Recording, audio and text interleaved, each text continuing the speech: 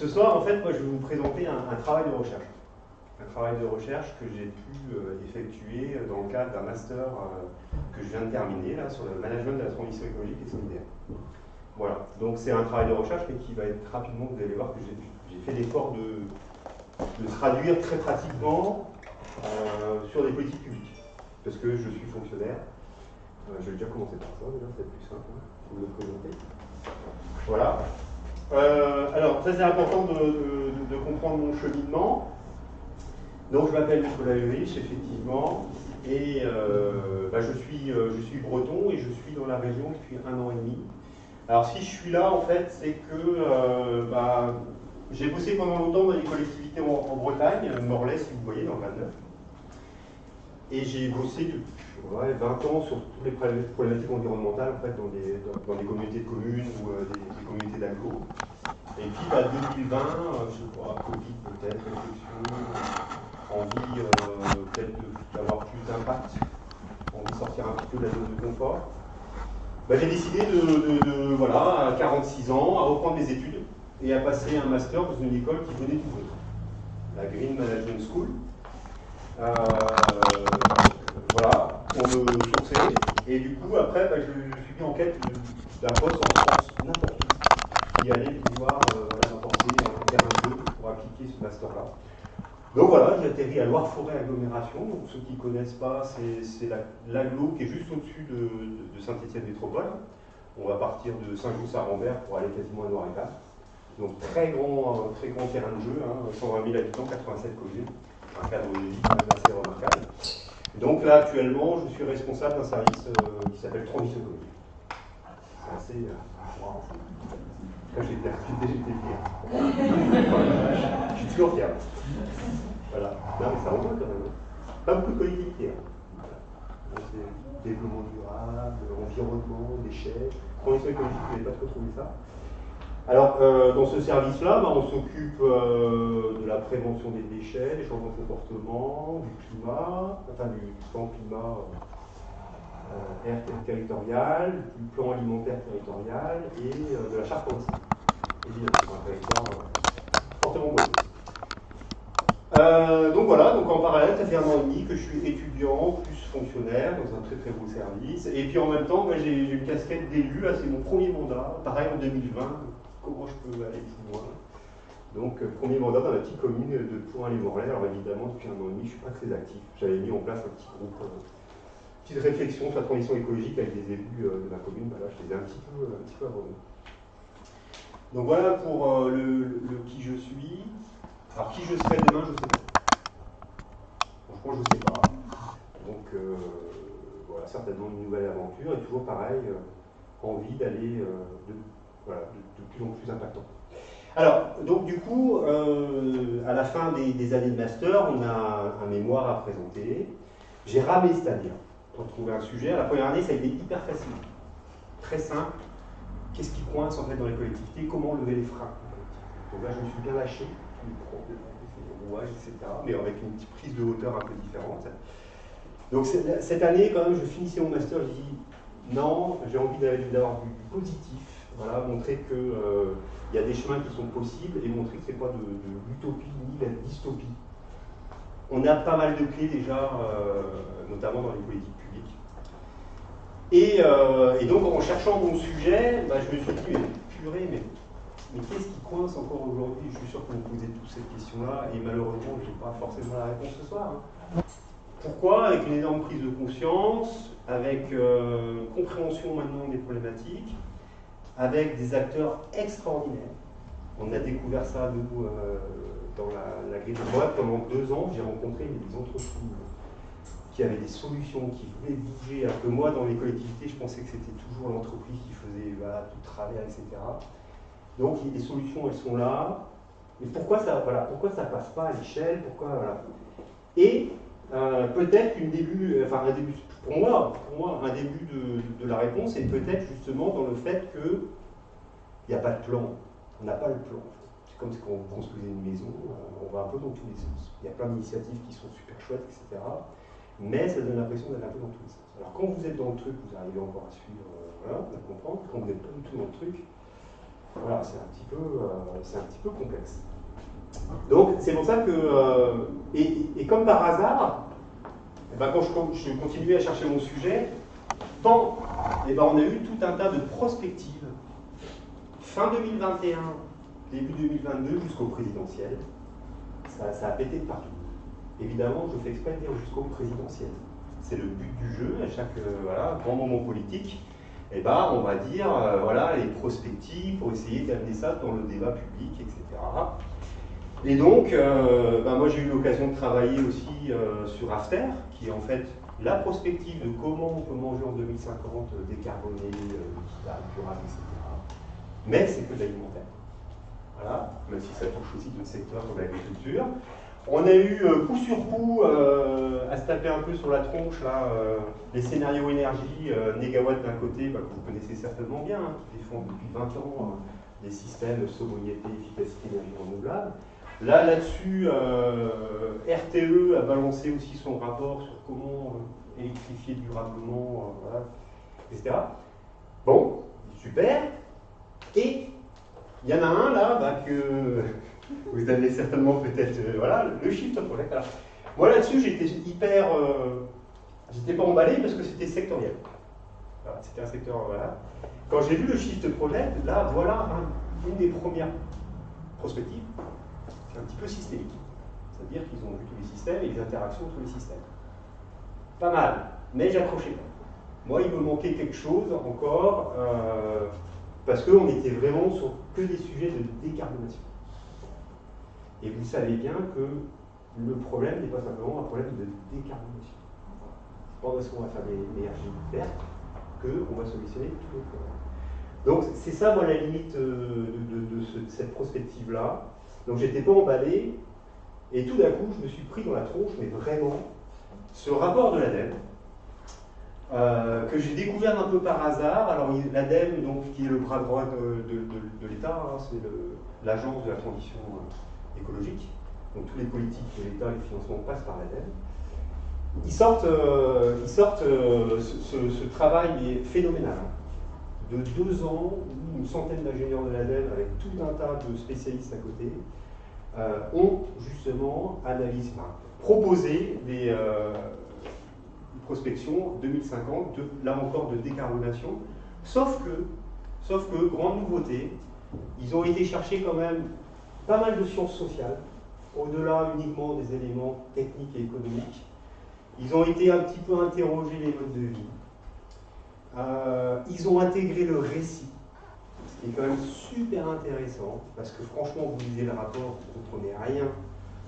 Voilà. Et quand vous écoutez un récit, vous lisez un récit, c'est tout de suite pour que ça vous touche dans votre quotidien, et ça y est, ça vous permet de vous projeter. Mais par contre, le problème, alors j'ai été vachement emballé quand même, le problème c'est qu'il n'y a pas une trajectoire, il y en a 4. Et quand on a le choix, généralement on ne choisit pas. Parce qu'on se dit qu'on a le choix, surtout dans les transitions. Et du coup on suit la tendance. Et le rapport, c'est l'État, hein, dit que la tendance a clairement un endroit mur. Je ne vais pas vous l'apprendre, et puis c'est pas le sujet de ce soir. Donc c'est quand même. Je dis mais merde, ça sert à quoi 4 scénarios, je veux dire? À part finalement faire croire à tout le monde qu'on a encore des choix de société. Bon, alors après l'ADEME, si vous l'écoutez, ils disent c'est pas à nous de choisir. Et puis si on choisit à la place d'eux, les gens vont. Ok, bon. Deuxième baffe que je me prends, mais coup sur coup. Franchement, là, c'est ce qu'on appelle la synchronicité, je crois. Et pendant les cours de Master 2, donc tu verras, tu vas prendre une belle baffe l'année prochaine. Voilà. Et on croise Caroline Gerbet, je ne sais pas si vous connaissez. C'est une spécialiste de l'accompagnement des changements durables et surtout qui est une spécialiste d'une méthode. Alors elle a plusieurs noms cette méthode, Nature FSSD, c'est une stratégie de développement durable, avec cet entonnoir. Ça vous dit quelque chose cet entonnoir ou pas du tout? Vous n'avez jamais vu ça? Non, du tout. Et bien en fait, toute la clé est là. toute la clé est là. Alors là, on se doute qu'on est un petit peu là, vous voyez. On se doute que, enfin, on voit qu'il y a un truc qui se rétrécit, ça renvoie aux limites planétaires, que tu disais. Et puis que finalement, il n'y a pas 15 000 solutions pour sortir de l'entonnoir. Vous pouvez peut-être vous projeter en 2050 ici, de toute façon, vous allez vous cogner à une limite à un moment donné. D'accord ? Donc en fait, là-dedans, on est en train de naviguer dans une espèce de complexité, et puis on se cogne un peu partout là. Et plus ça va, plus en fait le champ de sortie, parce que la bonne nouvelle c'est ça, c'est que c'est un double entonnoir. On ressort avec, voilà, comment on dit, fin de l'abondance, mais de l'abondance beaucoup plus dans le lien que dans le bien, et tout ce qui va avec, tout ce que je pense, tous on souhaite ici ce soir. Donc en gros c'est de dire, mais on est toujours en train de se positionner là, regardez un peu derrière, regardez là la trajectoire, on se met jamais là en fait. Si on se met là en fait dans une situation où il y a de la durabilité, eh ben, on voit tous les problèmes. Et du coup on peut naviguer quand même un peu plus, voilà, on met une carte en fait. Donc c'est là. Alors je me suis dit, mais cet outil il existe, hein, je vais vous commenter un peu plus en détail. Il existe. Ben, je me suis dit, ben, je vais faire passer ces trucs-là moi dans ce truc-là. Voilà. Et je vois ce qui se passe. En espérant qu'il n'y en ait qu'un qui sorte. Voilà. D'accord ? Ensuite, celui qui sort, parce que je vous le dis, hein, il y en a qui sortent quand même. Non, bon, peut-être deux, mais sinon il faut aller au bistrot, il me dit. Et celui qui sort, en fait, je le prends, et du coup, moi je vais challenger ma collectivité et les politiques publiques aujourd'hui pour voir si, oui ou non, je suis sur cette trajectoire. Vous comprenez la logique ou... Ouais. D'accord. Je vous dis bien que je prends uniquement les actions de la collectivité qui sont sur cette trajectoire-là. Je ne veux pas dire ça, ça ne va pas, ça ne sert à rien. Vous verrez tout à l'heure, comme c'est un suspense, que finalement, il y a pas mal d'actions aujourd'hui, que ce soit ma collectivité, que je connais mieux évidemment, ou une autre, qui sont sur cette trajectoire. Ce qui me fait dire que, encore une fois, c'est pas du tout. Voilà, tout ça. Ça vous va? C'est ça en fait que je vais vous présenter ce soir. Super. Ok? Donc, eh ben, avant de démarrer quand même, bon, le contexte, c'est pas vous, je vais faire la leçon, je pense. Pourquoi on s'énerve à faire tout ça, des trajectoires, des plans, etc. Bon, c'est parce qu'il y a une certaine urgence écologique. Je vous rappelle quand même ce qui se passe, hein, pour bien comprendre aussi la stratégie, puis tous les documents, parce que pour nous, on est dans le public, on les comprend bien, ces documents-là. Les gens, je ne sais pas si ça vous parle, tout ça, la stratégie bas carbone, la stratégie française pour l'énergie et le climat, la PPE. Alors c'est tout simple en fait. Bon, accord de Paris 2015. Tout le monde a entendu parler. Voilà, année magique, hein, 2015. Année magique. Accord de Paris, et nous dans la foulée, en France, une loi quand même, loi royale en 2015, la loi de transition. C'est la première fois qu'on parle de croissance verte, d'économie circulaire, etc. Loi de transition énergétique pour la croissance verte. Voilà. Cette loi-là, alors c'est un fourre-tout, mais cette loi-là, elle met en place ces documents-là. Premier document en France vraiment stratégique. Et notamment, ça, la stratégie bas carbone. Et une autre loi importante, là, c'est la loi énergie-climat. Alors attention, c'est pas celle qui vient de sortir, hein, parce qu'on a l'impression que tous les ans il y a une loi climat qui sort, mais c'est normal, je vais vous expliquer pourquoi. Là, c'est la fameuse neutralité carbone en 2050. Ça sort de là. Hein. Ça sort de là, et puis on est dans le sillon en fait, du Green Deal, qu'on appelle ça au niveau européen. Okay, c'est l'Europe hein, qui a dit ouf, neutralité carbone en 2050. Okay, donc la traduction de tout ça, c'est ces documents-là, donc c'est des plans quinquennaux, je crois, avec des trajectoires. Je ne vais pas le détailler, mais pour bien comprendre, donc en différentes couleurs, c'est les secteurs d'activité, je sais pas, le transport, machin, etc. Aujourd'hui, millions de tonnes de CO2 d'émissions, donc on doit tendre vers ça. D'accord? Alors vous allez me dire, c'est pas l'équilibre. C'est normal parce que l'équilibre, évidemment, il va se faire par des puits de carbone. D'accord? Pour ceux qui ne voient pas, c'est de 600 à 100. Voilà. Avec, c'est intéressant, en 2030, un premier jalon, un point de passage, où on doit faire moins 40% par rapport à la référence de 1990. Pourquoi 90? on doit faire moins 80, même moins 40%. On est OK? Donc voilà un petit peu le cadre. Sauf que le problème, c'est que vous voyez cette petite ligne-là. Alors cette ligne-là, c'est quand même en plus le Haut Conseil pour le climat, qui a été mis en place par la loi pour contrôler justement les politiques publiques, qui dit attention, on n'est déjà pas sur la bonne trajectoire là, des 40%. Voilà, d'accord? Donc si on ne fait pas des actions complémentaires, on est là tranquillement en train de cheminer comme ça. Alors oui, ça descend un petit peu, d'accord, mais largement pas assez vite. Évidemment, qu'est-ce qui s'est passé? L'Europe a encore tapé le poing sur la table en disant en 2030, eh ben, c'est plus moins 40% qu'il faut faire, c'est moins 55%. Ce qu'on appelle le fit for voilà. Donc autant dire qu'on est à la rue sur la trajectoire d'il y a quelques années, et en plus on nous impose, voilà. Donc si je me souviens bien, il va falloir faire en 8 ans, en termes de réduction de gaz, parce que là on a fait depuis 90, on a fait moins 24 je crois, on doit faire moins 55. En 8 ans, ce qu'on n'a pas réussi à faire en 30 ans. Voilà. C'est ça que nous demandons. Donc autant dire que s'il n'y a pas vraiment un basculement, c'est du blabla, tout ce qu'on peut attendre autour de ça. D'accord? Alors pour faire ça, évidemment, comme d'habitude, vu que déjà à peine ça s'est mis en place, on balaye tout, on est en train de préparer une loi cadre, la stratégie française sur l'énergie et le climat en 2023. Il y a eu une consultation citoyenne début 2022. Je ne sais pas si vous avez vu ça. Non, quand même. Hein. Consultation citoyenne sur la loi la plus importante à venir. La SEC. Voilà, super. Et donc celle-là, évidemment, elle va reprendre cet objectif des moins 55%. Donc évidemment, tout ça, ça va baisser. Et du coup, tout ça, c'est réduit. Voilà. Donc c'est pas la peine de regarder ces documents.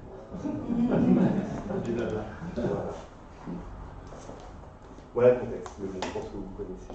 Voilà, alors on va rentrer dans le vif du sujet. Donc, transition avec un S 2050, donc c'est quoi en fait? C'est 4 scénarios.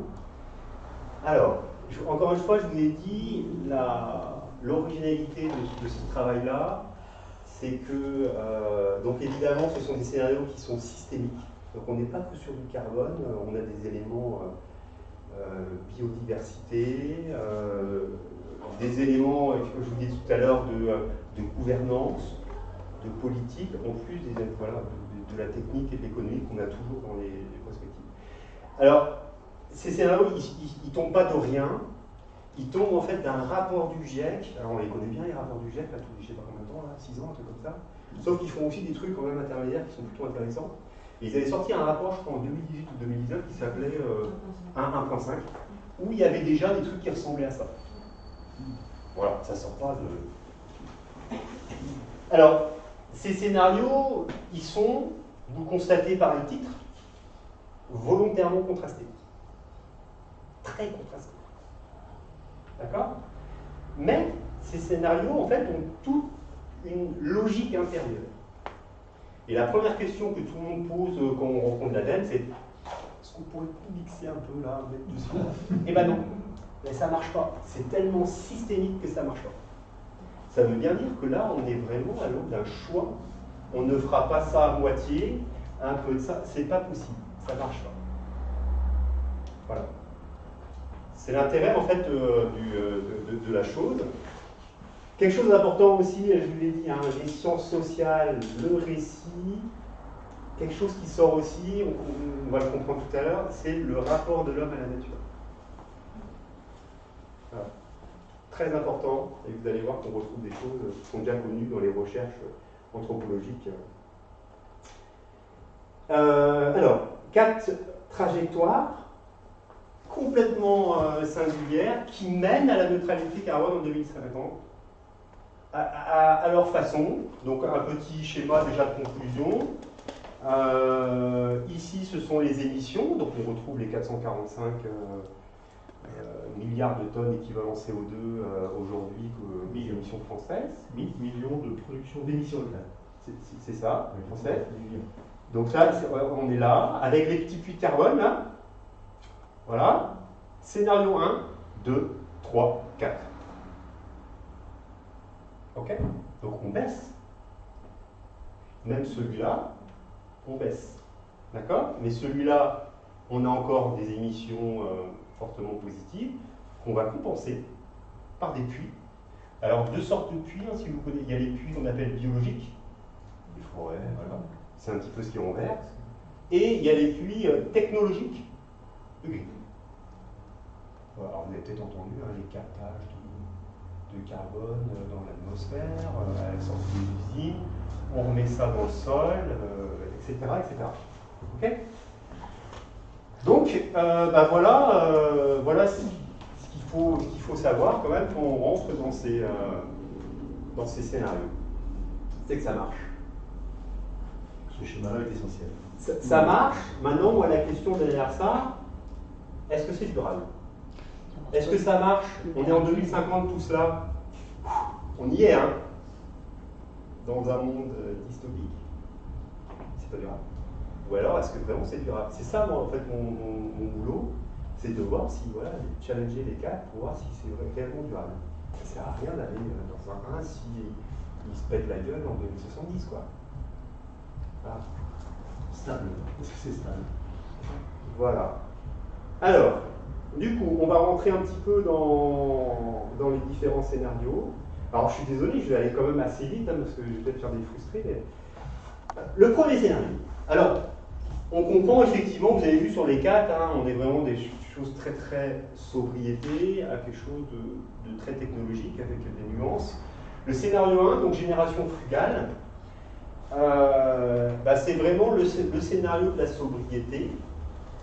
C'est le scénario où on se dit que les gens prennent massivement confiance et passent massivement à l'action. C'est des grandes transformations. Grandes transformations, mais plutôt, et des grandes innovations, mais plutôt comportementales et organisationnelles. Il n'y a pas trop de techniques de tech, on a plutôt du low-tech que du high-tech. Même si ce n'est pas du no-tech, on a quand même de la tech dans des secteurs qui sont prioritaires. C'est des scénarios qui, mine de rien, ce qu'on appelle des signaux faibles, la ruralisation, les gens qui veulent un petit peu quitter la ville, voilà, qui font le pari effectivement que globalement on va s'y mettre majoritairement. Alors pour vous donner un petit peu quelques éléments que j'ai été piocher. Alors je vous disais le rapport à la nature, alors je ne sais pas si vous connaissez un petit peu ces idéotypes là de Philippe Descola, il y a 4 idéotypes de relation à la nature. Ça. Oui, Voilà. On est là par exemple sur, on considère que la nature est un tout et l'homme fait partie de ce tout. D'accord? Donc on ne protège pas la nature pour nous, on protège la nature parce que de toute façon elle est comme nous. D'accord? Ce qu'on appelle le totémisme. Voilà. Dans les idéotypes de Descola. On laisse en fait réensauvager, donc on va avoir beaucoup d'abandon de surface, notamment on va perdre de la surface agricole, mais c'est pas grave parce que de toute façon la consommation va se rétracter. Et par contre, on laisse vraiment aller à la réensauvagement, donc on va effectivement miser aussi énormément sur le biologique et le retour sur des ruralités fortes. Donc on est vraiment dans un scénario, c'est tout local contre global. Voilà. Alors, des exemples plus concrets, hein, pour que ça vous parle, parce qu'il y a des trucs un peu philosophiques et après il y a du très concret. Du très concret, voilà, 1/3 de la population ne mange plus de viande. 1/3 de la population supplémentaire sont flexitariens. Et le reste ont une consommation quand même raisonnée avec une grande végétalisation de l'assiette. Donc, profonde transformation alimentaire. La forêt, vraiment mobilisation très raisonnée. On laisse plutôt la forêt dans quelque chose de naturel. On ne va pas forcément utiliser beaucoup de bois ces forêts-là. Évidemment, les systèmes agricoles, 70% d'intrants en moins chimiques. Je vous donne des chiffres parce que derrière, vous vous rendez compte qu'il y a des machines énormes ou des trucs qui ont l'idée, hein. C'est pas que des. Voilà, il y a des chiffres. Voilà, et puis on rend compte évidemment sur le stockage dans les écosystèmes. C'est le scénario de la démobilité. Complètement, on se déplace beaucoup moins.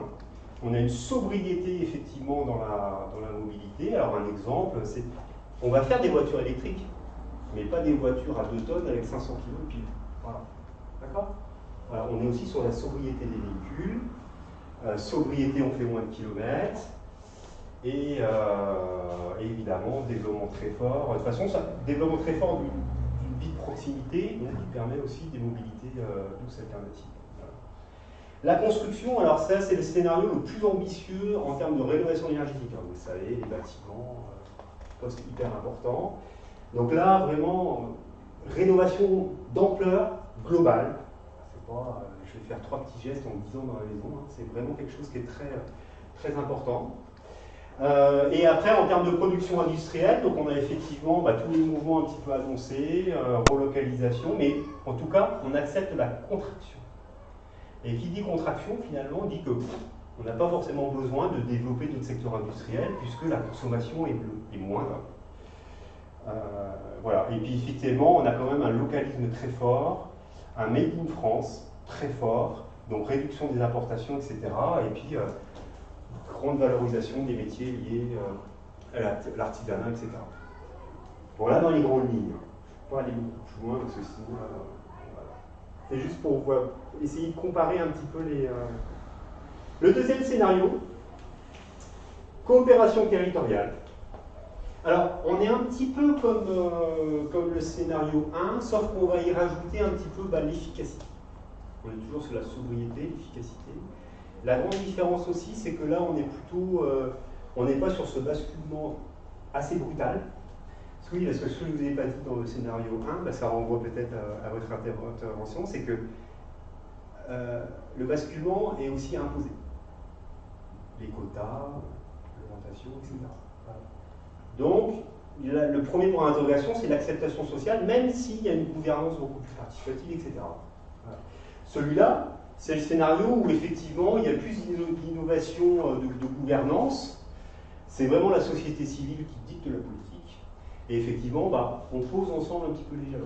Voilà, ce qu'on peut faire, ce qu'on est prêt à accepter. Donc, on va être un petit peu, un peu moins. Voilà, vous avez vu par exemple sur la mobilité, c'est un peu moins. Sur la viande, c'est un peu moins. C'est des choix qu'on fait. Et puis par contre, on développe fortement les transports ferroviaires. C'est le scénario le plus ambitieux en termes de déplacement vélo. Et on est toujours aussi dans un rapport à la nature. On pourrait dire que dans ce scénario-là, par exemple, le fameux principe de l'écocide, voilà, on institutionnalise la nature, on la réglemente la nature, et on la protège aussi pour ce qu'elle est. Elle est inscrite dans le droit. Mais par contre, on va quand même l'exploiter un peu plus. C'est le scénario où il y a le plus aussi de surface agricole. C'est le scénario où on va exploiter un peu plus les forêts, même si on garde quand même l'équilibre, parce qu'on veut aussi des matériaux biosourcés pour la construction notamment. Voilà. Pareil aussi au niveau de la rénovation, donc très forte rénovation, mais un peu plus graduelle, un peu plus progressive. Voilà, donc peut-être un peu mieux accepté. Et au niveau industriel, on est pareil, vraiment sur des espèces d'écosystèmes régionaux. Voilà, avec, comment on appelle ça, l'écologie industrielle et territoriale, ton déchet là va me servir à ça, etc. Voilà. Et puis, c'est un des scénarios aussi où l'énergie via la valorisation de la biomasse et l'hydrogène est la plus importante, notamment dans le secteur industriel. Donc, vous voyez, on commence à tendre quand même. Oui, on réduit un peu la voilure, mais voilà, technologie, on commence à tendre pour avoir une certaine efficacité. Okay. Le mot-clé étant partage. Oui. Partage territorial. C'est ça. On est vraiment, on le voit aussi, on dit souvent que le territoire est vraiment le creuset des transformations. Voilà, donc on est typiquement sur ce. C'est déjà un peu laquelle vous plaira plus. Et alors, par rapport au tableau initial, comment on arrive au même niveau de décarbonation avec ce scénario, sachant qu'il y a quand même moins de low-tech? Ouais. C'est ça que je n'ai pas compris. Il n'y a pas plus de... On reviendra tout à l'heure au schéma. Je préfère, si vous voulez bien dérouler les cartes, parce que... Mais la question simple, c'est qu'il y a plus de compensation par de la séquestration de carbone. Vous avez peut-être vu qu'il y a du positif et du négatif. Voilà. On ne va pas pouvoir rentrer. Alors, le scénario 3, alors celui-là est très facile à comprendre parce que c'est celui qu'on nous vend actuellement. Technologie verte, c'est croissance verte. Croissance verte. C'est troisième révolution industrielle. Agricole, pardon.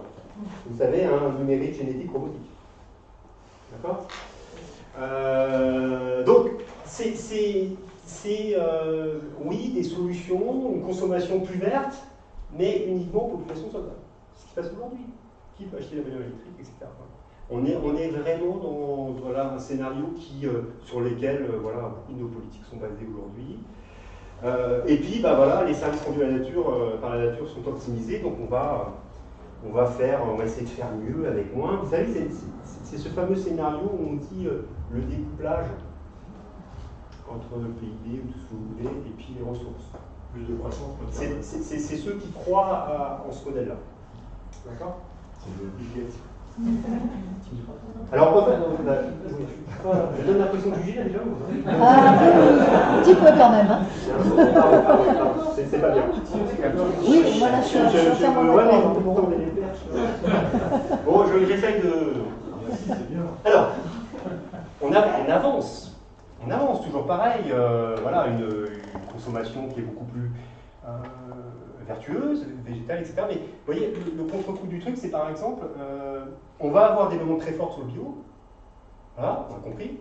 Sauf qu'on va importer du bio. Vous voyez, donc, c'est toujours un petit peu la limite du truc. Importation 1. On commence à parler de protéines alternatives aussi, bien sûr. Consommation bio. Les kilomètres, bah là, on continue un petit peu, voilà. Mais forte croissance quand même du transport, pas toujours aérien, hein, et les trains. Et puis des petits trucs rigolos, enfin des innovations, enfin vous verrez, j'ai des images. Les navettes autonomes, les autoroutes électriques, ça existe déjà. Voilà, vous allez voir ça. Ça existe déjà. Alors, particularité de ce scénario, au niveau de... donc là, on est toujours sur la métropolisation. Hein. On est toujours sur ce modèle-là. Par contre, donc pour les rénovations énergétiques, c'est simple, hein, on démolit et on reconstruit. C'est le scénario un peu haussmannien. Voilà. Mais on démolit, on récupère les matériaux, tout ça, et on reconstruit avec. Hein. C'est comme... Voilà, il faut que ça tienne quand même. Hein. D'accord. Donc, voilà. Bon, maintenant, bah, évidemment, on continue à croître tout ça, etc. On va maintenir des espaces, donc automatiquement, on va commencer à construire sur l'eau et sous terre. Voilà, parce qu'il va faire chaud, etc. Voilà. Et par contre, alors l'industrie, alors ça, attention, hein, 86% en moins d'émissions de gaz à effet de serre. Comment c'est possible sur un système qui est toujours en croissance? Et bien c'est simplement la décarbonation de l'énergie dans l'industrie. Voilà.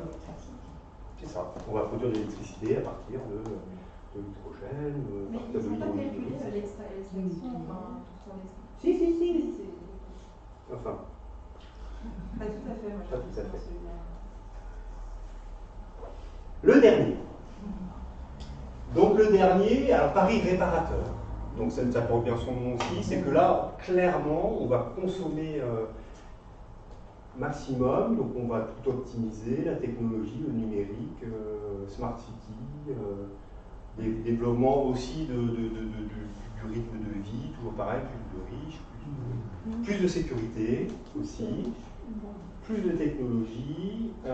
Par contre, effectivement, une nature mise à mal, mais on va la réparer. On la répare, mais ça marche, hein. Ça marche jusqu'en 2050, quoi.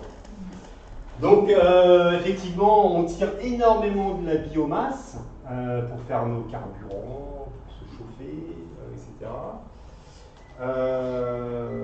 On reproduit la nature aussi, parce qu'effectivement, la nature, avec tous ces services qu'on appelle écosystémiques, bon, on va les reproduire, en fait, c'est pas trop un problème. On va avoir les premières viandes de synthèse, hein, 2050. Synthèse qui vont arriver. Voilà, développement de l'agriculture urbaine, l'aquaculture, enfin, voilà, développé à fond. Donc là, on est vraiment sur l'efficacité énergétique. Voilà, on est toujours dans des très grandes villes. On est toujours dans pas de limite de consommation. On est livré à domicile avec des robots qui se baladent sur les trottoirs. C'est 200 centrales nucléaires. Pardon? C'est 200 centrales nucléaires. Je sais pas. Il le dit pas. Non, il ne parle pas de nucléaire. Donc voilà. Alors, le pari de la décarbonation de l'industrie, effectivement, c'est aussi par le captage du CO2. Donc, on l'a vu tout à l'heure là. C'est un scénario en fait où on va capter, mais pourquoi pas, hein, je veux dire, ça marche, il y a des prototypes, tout ça, etc. Et puis, toujours pareil, on est dans une vitesse, des gains de temps, etc. Dans nos voitures, on a des bureaux un petit peu roulants, etc. Voilà l'esprit des 4 scénarios. Je ne peux pas aller beaucoup plus loin parce que franchement, c'est hyper complexe, mais je peux vous dire que voilà, il y a énormément d'éléments. Et le but, c'est pas de vous assommer avec tout ça. Moi, j'avais envie de vous montrer aussi quelques images. Donc, scénario 3 et 4. Donc là, vous allez retrouver ce que je vous ai dit en fait. On commence évidemment, à construire là où la mer commence à nous grappiller des terres, et puis de toute façon, on est obligé toujours d'accroître nos villes. On commence à aller sous terre aussi. C'est bien pratique, et puis du coup, plus de problème de température, encore que. Et puis après, vous voyez, la mobilité, c'est ça, hein, les navettes autonomes. Déjà vu ça? Ça, vous imaginez, ça va nous permettre, par exemple, les petites lignes qui sont abandonnées, ça va nous permettre de. Voilà, dedans. Ça, c'est le bureau volant. Le bureau, voilà, le véhicule autonome, en fait. Ça, c'est les autoroutes électrifiées. Ça existe, hein? Je sais pas, vous avez vu, non? Voilà, donc c'est les poids lourds, en fait, avec tout voilà. C'est bien, ça marche, électrifié. Mais vous imaginez un petit peu tout le système qu'il faut mettre en place, donc les ressources et l'énergie. Les petits robots là, qui vont venir livrer chez vous direct pour que immédiatement, au bout d'un quart d'heure, vous avez envie de votre. Voilà. Et puis la viande de synthèse aussi qui va arriver. Et puis voilà. Hein. Les insectes pollinisateurs, finalement, c'est pas trop un problème. On va mettre des petits robots. Voilà. Donc c'est un rapport à une recherche de 2 ans d'état. Hein. C'est pas de la science-fiction. D'accord? C'est chiffré, c'est machin, etc. Et ça arrive à la neutralité carbone. Alors, donc arrivé là, commence son travail. Et donc là, le code. Et ouais, le code, exactement le code. Alors le code, c'est quoi? En fait, le code, c'est ce chercheur suédois, il me semble, Karl-Henrik Robert, qui est en fait un oncologue. Et qui, en fait, a fait le parallèle de la maladie par rapport au climat. Tant qu'on n'a pas bien réussi à cerner les symptômes, on n'arrive pas à soigner correctement. Voilà. Et puis aussi, dans sa théorie, c'est de dire, tant qu'il n'y a pas de consensus scientifique, on l'a vu pour le Covid, ça pédale et ça met plutôt les gens dans une situation tétanisée, on ne sait plus qui écouter, etc. Donc, avec tout un tas de chercheurs, il a en fait travaillé sur ce qu'on appelle un espèce de langage commun. Langage commun autour de la durabilité. Voilà. Et donc il dit, mais tant qu'on n'est pas d'accord scientifiquement pour dire que ça c'est durable ou pas durable, comment voulez-vous avancer? Qui est capable de dire aujourd'hui ce qui est durable? C'est certainement 150 définitions, on change de nom de temps en temps, etc. Voilà. Ça c'est fait dans la fin des années 80. Gros consensus de je ne sais plus combien de scientifiques. Donc, il y a un langage commun et après, il y a une méthode en fait de travail. Alors, ce langage commun, il est basé sur 8 conditions nécessaires à des sociétés durables. Donc, moi, quand j'ai vu ça, vous voyez, comme ça m'a percuté, quoi, par rapport à la problématique là qu'on se pose par rapport au scénario. Donc, les 8 conditions, elles sont là. Voilà, tout est là. Il suffit que tous les gens qui se posent des questions là sur 11.7, c'est ça. C'est pas très compliqué en fait. Hein. Sur les 8, il y en a 3 qui concernent, on va dire, la biosphère. Voilà, notre support de vie. Et il y en a 5 qui concernent, nous, la société. Vous voyez, on voit bien, aujourd'hui, hein, on aborde les problèmes, souvent, il y a des spécialistes de la biosphère, il y a des spécialistes de la là, on a rarement des dialogues intelligents entre les deux sphères. Donc ce langage commun, en fait, il dit que un système n'est pas durable si, pof, pof, pof. Voilà. C'est pas la négation en fait, comme pour la maladie. Voilà. Alors très rapidement, pour comprendre un petit peu ce langage commun, donc sur la biosphère, un système n'est pas durable si la concentration des substances extraites de la croûte terrestre est supérieure finalement des flux naturels. Voilà. Donc quand on va extraire des minéraux, des métaux, des énergies fossiles, automatiquement ça ne reste pas dans notre sphère un petit peu techno de la société, ça s'échappe. Et c'est le problème. Par exemple, un des exemples, c'est le plomb. Le plomb, il y a un flux naturel. Voilà. On a commencé à exploiter le plomb sur l'essence, la peinture, etc. Et après, vu nos activités, on en a relargué 18 fois plus, je crois, de concentration de milieu. Il est là le problème. D'accord? On a extrait quelque chose, et finalement, après, on a augmenté la concentration autour de nous. Deuxième condition, le système n'est pas durable si il y a des substances qu'on a produites nous, là ça vient de nous, à des concentrations que la nature en fait ne peut pas absorber. Typiquement, c'est des choses naturelles, typiquement les gaz à effet de serre. C'est naturel. Et même sans ça, on ne peut pas vivre, hein, vous le savez. Mais par contre, nos activités ont fait que la société a créé beaucoup plus de concentration. Ouais. Il y a également le problème qu'on met aussi des substances artificielles. Typiquement, un exemple, vous savez, là, comment ça s'appelle, les CFC, là, les glyphosates, complètement artificiels, les pesticides, etc. CFC, c'est quoi le résultat? Tout d'un coup de vous. Vous voyez? Faut pas. Le troisième, c'est une société n'est pas durable si finalement on dégrade le milieu physique. Alors, il y a deux types de grandes dégradations. Premièrement, par exemple, déforestation, surpêche, voilà, type de dégradation. Et puis en même temps, l'expansion en fait, des activités humaines vont faire qu'on va ouvrir des carrières, des décharges. Voilà des exemples. Ok? Ça, c'est les trois. Donc, on sent bien qu'on n'est pas. Dans tout ce monde de GP, on n'est pas trop durable, on le sent. Hein. C'est tout simple comme définition. Je ne peux pas vous en donner plus, mais il y en a 15 000 des exemples. Alors après, au niveau social, ça on comprend assez bien aussi, la société n'est pas durable si on ne garantit pas notre santé. Donc là aussi, on comprend bien que c'est un petit peu compliqué, notamment un exemple très concret, c'est la santé des travailleurs. Notre système extractiviste, vous savez bien, on emploie quand même des travailleurs dans des conditions pas possibles partout dans le monde. C'est un exemple. La société n'est pas durable aussi si on empêche les gens d'exercer un pouvoir d'influence sur les systèmes sociaux dont ils font partie. Bon, les régimes totalitaires, des choses comme ça, ça marche moins bien. La société n'est pas durable si on empêche les gens de développer leurs compétences.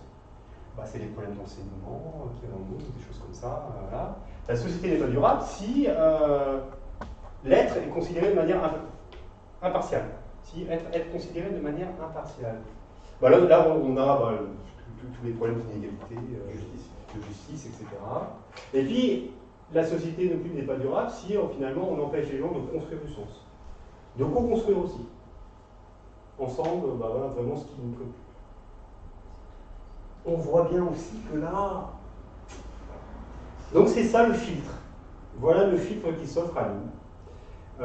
Donc évidemment tout ça c'est beau sur le papier, mais est-ce que ça marche? Est-ce qu'on arrive vraiment à. Voilà, donc c'est le pari que encore une fois j'ai essayé de faire. Alors, du coup, FSD, j'ai parlé de l'entonnoir tout à l'heure. Donc moi quand j'ai vu les travaux de l'ADEME, j'ai vu l'entonnoir tout de suite. Je me dis, purée, c'est bien. C'est la première fois que l'ADEME nous dit, on fait un choix de société, on se met là en 2050, puis voilà, on regarde en arrière, plutôt que de se dire, on essaye d'infléchir une espèce de tendance qui est mal barrée. On appelle ça l'adaptation. Ou alors, on essaye de faire mieux que le passé. Mais faire moins de 30% de quelque chose qui est complètement, qui n'est pas durable dans le passé, ça va faire 30% de quelque chose qui n'est pas durable. Ça ne va jamais faire du durable. Donc c'est ça. Hein. Alors je me dis, mais oui, c'est ça. Sauf que pour moi, le problème, c'est que il y a des scénarios qui sont là.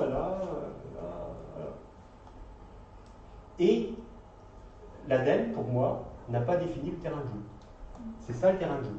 Comment voulez-vous jouer au foot si vous ne connaissez pas que vous devez vous arrêter dans une limite? C'est pas possible. D'accord? C'est exactement ça. Voilà. Donc on a l'impression qu'on n'a pas défini.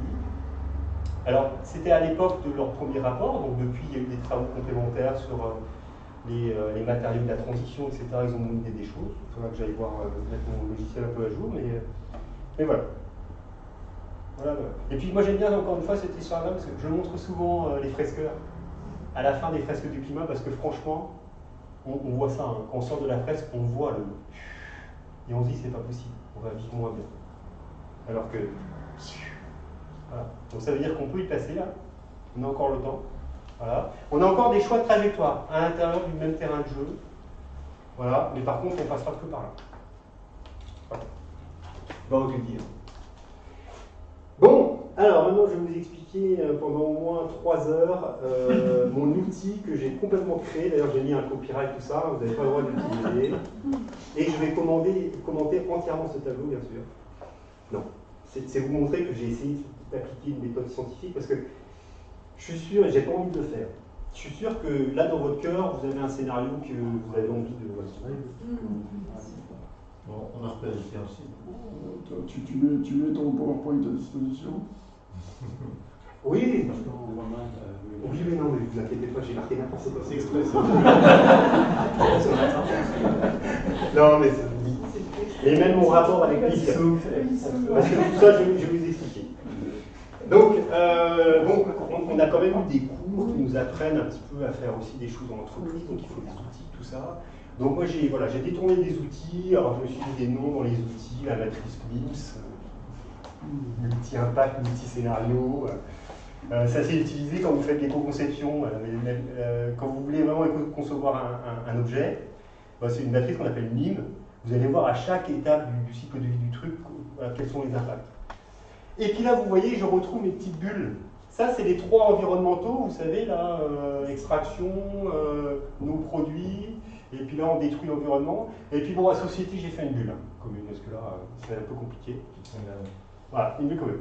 Et en fait, j'ai fait des matrices comme ça, sur toutes les thématiques qu'aborde le rapport, c'est-à-dire qu'ils décrivent tout sur les mobilités, sur la production agricole, la production forestière, l'aménagement du territoire, la production d'énergie, la biomasse, l'alimentation. Enfin, je crois que j'en ai fait 10. J'en ai fait 10. Et je me suis appliqué une méthode qui est assez simple en fait. Quand, dans tout ce que je lis dans ce rapport, je considère qu'il n'y a rien qui met vraiment en péril la durabilité, c'est vert. Je mets un point. Quand il y a des trucs qui sont bien, mais j'ai quand même des choses qui, pour moi, quand je passe au crypte de mes langages, encore, enfin pour moi non, c'est ma matrice, hein, ça colle pas. Du coup, c'est un peu match nul, c'est orange, je mets 0 point. Quand, de toute façon, ça ne répond pas du tout, il y a au moins une partie du langage commun qui ne colle pas, automatiquement c'est rouge. D'accord? Et ça vous fait un truc comme ça, et donc je compte tous les points. Là, par exemple, le scénario 1 sur la production agricole, il va avoir 1, 2, 3 points. Scénario 2, il va avoir 4 points. Celui-là, il va avoir 0, il va avoir même moins 1, et celui-là, moins 2. Ok? Quelques petits exemples, je vais essayer de lire pour monsieur. Qu'est-ce que j'ai là? Oh, j'arrive même pas à lire. Oh la vache. Les systèmes de production, Purée, vous arrivez à lire? et développement Oui. fortement, développe fortement. C'est incroyable, vous avez lu même Oui, par exemple, je vous ai dit que le scénario 1, on avait des systèmes les intrants chimiques, moins 70%. Donc vous comprenez que c'est vert là, par rapport, vous savez, à nos produits de synthèse qu'on met dans la... Donc c'est vert. Hein. Voilà, face à quoi? À la baisse marquée de la consommation de viande, l'élevage diminue aussi de manière notable. Moins de méthane. Ok? Donc c'est naturel, et puis un peu moins de concentration. Vous voyez la logique? Un truc un petit peu, tiens, vous allez vous dire, bah ça y est, Nicolas, il commence à mettre exprès des mauvaises notes au scénario 1. Là, moi j'ai le truc positif, les surfaces artificialisées reculent, développement marqué de la forêt, des espaces naturels, on a dit tout à l'heure, hein, la réensauvagement. Et par contre là, bah, mine de rien, vu qu'on n'investit pas trop dans la tech sur le premier scénario, et bah, par exemple pour faire des biocarburants, et ben on reste à la première génération de biocarburants. Et c'est quoi? C'est l'évolution alimentaire. Maïs, betterave, pas durable. Ok?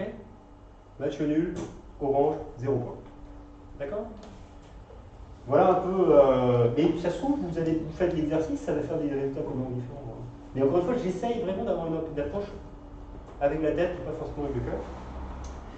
Donc, qu'est-ce que je peux dire aussi de bien rouge? Ah bah oui, bah donc, par exemple, dans le scénario 3, production agricole, bah vous savez, on va faire beaucoup de méga méthaniseurs.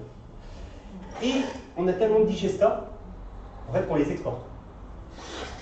Bon, on pas du tout énergie pour exporter, etc. Là, il y a le problème de l'eau aussi. On multiplie par 1,5 en fait les surfaces irriguées par rapport au scénario tendanciel. Déjà, voilà. Voilà, enfin il y a tout un tas d'exemples.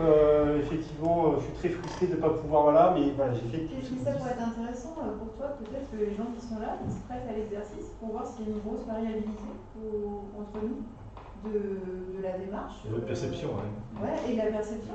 Est-ce que les notes sont plus ou moins. Est-ce qu'on converge vers le choix des. Ah ben c'est pas nous, hein, c'est pas moi, c'est la méthode. Oui, mais justement, c'est Je intéressant. lis le rapport et je mets dans les cadres avec les. On fait pareil, et puis on montre que finalement, sur une vingtaine de personnes, il y a quasiment pas de variabilité. Ça permet de dire 33 plus ou moins 0, ou plus ou moins 1, mais c'est vachement. Alors, on va lire le rapport des 600 pages avant. Pour expliquer la démarche, le scénario 3 et 4 étaient nécessaires parce qu'il y a une demande de technologistes ou de personnes qui vantent, des scientistes qui vantent ces positions, et dire on peut continuer de produire un tel saloperie, on arrivera toujours à les absorber, mais on ne sait pas très bien comment ils vont faire. Et donc c'était pour leur faire plaisir aussi que l'ADEME a été obligé de faire ça. Mais les dirigeants de l'ADEME qui ont fêté leurs 50 ans à Angers en mars dernier, 20 ans, bon. Ils étaient quand même plutôt proches des numéros 1 et 2 comme scénario, en disant là, on sait qu'on y arrive sans avoir besoin de séquestrer, de remettre dans le sol du CO2, donc on ne sait pas comment ça va se passer. Je voudrais juste donner un petit chiffre sur le méthane, les carburants végétaux. Le président de la Fédération Bio de France a fait le calcul que l'ensemble des productions de carburant, éthanol, agrodiesel ou méthane, avec les surfaces concernées en France aujourd'hui, on pourrait nourrir 17 millions de personnes en bio avec ça. Donc on doit se poser la question de savoir est-ce qu'on a une autonomie alimentaire ou est-ce qu'on fait tout pour la bagnole? Alors, je suis content vraiment content que ce soit un breton continuer parce que sinon on va. C'est un breton qui le dit mon élevage, alors que la Bretagne, Oui, j'ai rien dit. Pour l'instant, j'explique ce que j'ai fait de manière scientifique avec effectivement un outil scientifique. Voilà, je vous explique ma méthode. Si j'additionne tous les points, bah, les résultats sont là, vous les avez peut-être vus. S2, 33 sur 40. Donc, moi je dis que c'est une durabilité fortement probable, donc ça ressemble à là où on doit sortir. S1, 28 sur 40. Durabilité probable. S3, 0 pour 40 sur 40. Faible durabilité. Et S4, moins 16 sur 40. Non durable. La méthode, c'est ça. Alors, quelques éléments d'explication quand même. C'est quoi les grands enseignements de ça? Alors, aucun scénario, finalement, n'assure une durabilité à 100%. Voilà. Même si S1 et surtout S2 s'en approchent. Alors, en quoi S1 et S2, finalement, on peut dire nous donnent le plus de chance? C'est parce que, effectivement, moindre pression sur la biosphère. Je vous rappelle cette espèce d'image un peu bizarre qu'on a de développement durable, des espèces de 3 sphères là, qui s'interconnectent, et puis que la durabilité est que début. C'est pas ça, là, il faut changer de logiciel. Hein. Les trois sphères, elles sont l'une sur l'autre, dont la biosphère qui est tout en bas. Biosphère, la société, l'économie. La biosphère, vous pouvez faire tout ce que vous voulez comme intérieur, ça marche. Donc ce sont des scénarios, on l'a vu, hein, qui réduisent la pression, moins d'extraction, moins d'émissions. Après, on l'a vu aussi dans la transition, c'est clair et net, tous les rapports le disent, le vivant est l'atout principal. C'est clair, pour nous nourrir, pour nous chauffer, pour absorber le CO2, etc. Donc évidemment, scénario 1 et 2, sanctuarisation de la nature, utilisation de manière raisonnée, concourt à la durabilité du système. Alors, les autres scénarios, 3, 4, même si on voit, on arrive à décarboner l'énergie. Par contre, on a aussi ce qu'on appelle l'effet rebond, bien connu dans nos milieux de transitionneurs, hein, vous connaissez bien, c'est que vu que je roule à l'électrique, je vais pas avoir de scrupules à acheter des bagnoles et faire plein de kilomètres, c'est pas trop le problème. D'accord? C'est ça l'effet rebond en fait. Évidemment, les scénarios qui misent davantage sur la technologie, on peut se poser la question, c'est ce qu'on voit aussi dans le réseau, quid de l'exploitation des ressources et de la demande énergétique. Également, le scénario 3 et 4 compromettent les équilibres biologiques, très clairement, donc ça pose des questions des capacités et puis naturelles de carbone. Et on voit bien que c'est les puits technologiques qui sont mis en place, notamment dans le S4. Mais là, on a encore des doutes aussi sur la maturité de cette technologie-là à grande échelle. Voilà un petit peu les grands enseignements. Donc, une fois que j'ai ça, je vais essayer de rapidement vous montrer un petit peu. On prend le S2 et on voit ce qui se passe dans une collectivité tout proche de nous. Et je vous mets quelques petits exemples. On va aller assez vite. Donc, les politiques S2 compatibles. Alors, je prends évidemment d'abord le plan climat. Qu'est-ce qui me fait dire que c'est compatible? C'est que, premièrement, c'est vrai qu'on a pas mal de politiques, nous, sur la sobriété avant tout, et notamment ça, on fait de l'extinction nocturne, très fortement, sur quasiment 75 communes sur les 87. Non seulement ça nous fait gagner 200 000 € par an, et en plus, évidemment, ça fait une économie d'énergie, et ce qu'on gagne par an, là, on le remet dans ce qu'on appelle un cercle vertueux, c'est un peu ce qu'on appelle l'intracting budgétaire, pour aider les communes à faire des travaux de rénovation énergétique. Voilà. On est dans des politiques de sobriété. On rejoint là le S1, S2, voire même le S2, parce que du coup, on est... Non, mais pas forcément. Voilà. D'accord ? Également, on est en train de mettre en place donc, une station multi-énergie, comme il y en a un petit peu aussi maintenant qui se maille sur le territoire. Donc, on va avoir bientôt du biogaz et de l'hydrogène sur Montbrison. Donc là, on est plutôt sur la décarbonation. Et donc, on essaye de produire le maximum d'énergie renouvelable. Alors, S2 dit aussi, je ne vous ai pas tout voilà, que l'énergie renouvelable, c'est vraiment sur des grandes toitures et aussi vraiment sur des grands espaces, là, les champs de panneaux, mais sur évidemment des espaces pollués, délaissés, non exploitables. Voilà, c'est exactement notre politique. D'ailleurs, on l'a mis dans notre plan local d'urbanisme. Interdiction. Et pourquoi pas justement sur des cultures pour les protéger de la grêle, comme en Camargue, dans le parc de Camargue, par exemple, le projet. Ah bon, on ne fait pas. Non, ça fait une concurrence à la production. On ne fait pas. Parce que le soleil est nécessaire. C'est ce que j'allais dire, les plantes qui sont dans le soleil, là, si tu les captes, tu vois. Mais ils sont inclinables. Ça marche avec des moutons, mais rien d'autre. Si tu veux faire des cultures dessous, ça ne marche pas parce que c'est du soleil. Bah oui. Sur des plans d'eau, à la limite, ça peut marcher. Mais il faut une infrastructure pour mettre sur les plans d'eau. Non, le mieux, c'est les délaissés dans l'autoroute, bord de voie ferrée, tout ce qui est beaucoup de surface. Voilà. Les friches industrielles aussi. Donc voilà, sur l'énergie, on a quand même des politiques plutôt sympas qui vont sur la sobriété, l'efficacité, le renouvelable, un petit peu dans cet ordre-là. Je vous avais dit que le S2, c'est aussi un fort développement de la mobilité douce, avec des solutions, c'est vraiment marqué dans le rapport, des solutions notamment d'autostop organisé. Donc on teste un système qui s'appelle coup de pouce, sur le territoire. Évidemment, le vélo, fortement mobilisé. Là, on a un plan vélo là, qui prévoit 230 km de voies cyclables dans les quelques années à venir. Sur le département? Sur notre territoire, Loire-Forêt. Là c'est ma collectivité. C'est quoi cette commune? Pour donner une idée, quand même, c'est 280 km à Bruxelles. Pardon? Donc, c'est rien. Ah bah là, c'est 4 millions d'euros sur un mandat. L'éducation, le S2 aussi, dans le S2, c'est bien noté que voilà, on va donner du pouvoir aux gens, on va les éduquer, on va les former pour les accompagner dans la transformation. Bon, voilà, savoir rouler à vélo dans les écoles, et évidemment les aires de covoiturage fortement développées, nous, de partout, sur le territoire. Évidemment, pas assez, ça va assez vite. Mais encore une fois, je suis là pour vous montrer des choses qui existent et faire des connexions entre un truc peut-être un peu conceptuel avec des choses. C'est-à-dire le possible en fait. Ouais, et puis ouais, c'est là. Alors oui, je suis d'accord. C'est pas encore assez, c'est pas encore assez vite, etc. On est aussi beaucoup sur le L2, je vous l'ai dit, sur beaucoup de choses autour de l'économie circulaire, du réemploi, etc. Donc c'est vrai que nous, on a un programme de prévention déchets avec des projets une grosse ressourcerie sur mon horizon. Là, vous avez les copains là, de Pont-Épignon qu'on aide aussi à fonction sur la réparation de vélos. Là, c'est un espace de gratuité en déchetterie, un gros cabanon où les gens y déposent des choses, etc. Voilà. Donc voilà, pas mal de politiques, l'anti-gaspillage évidemment.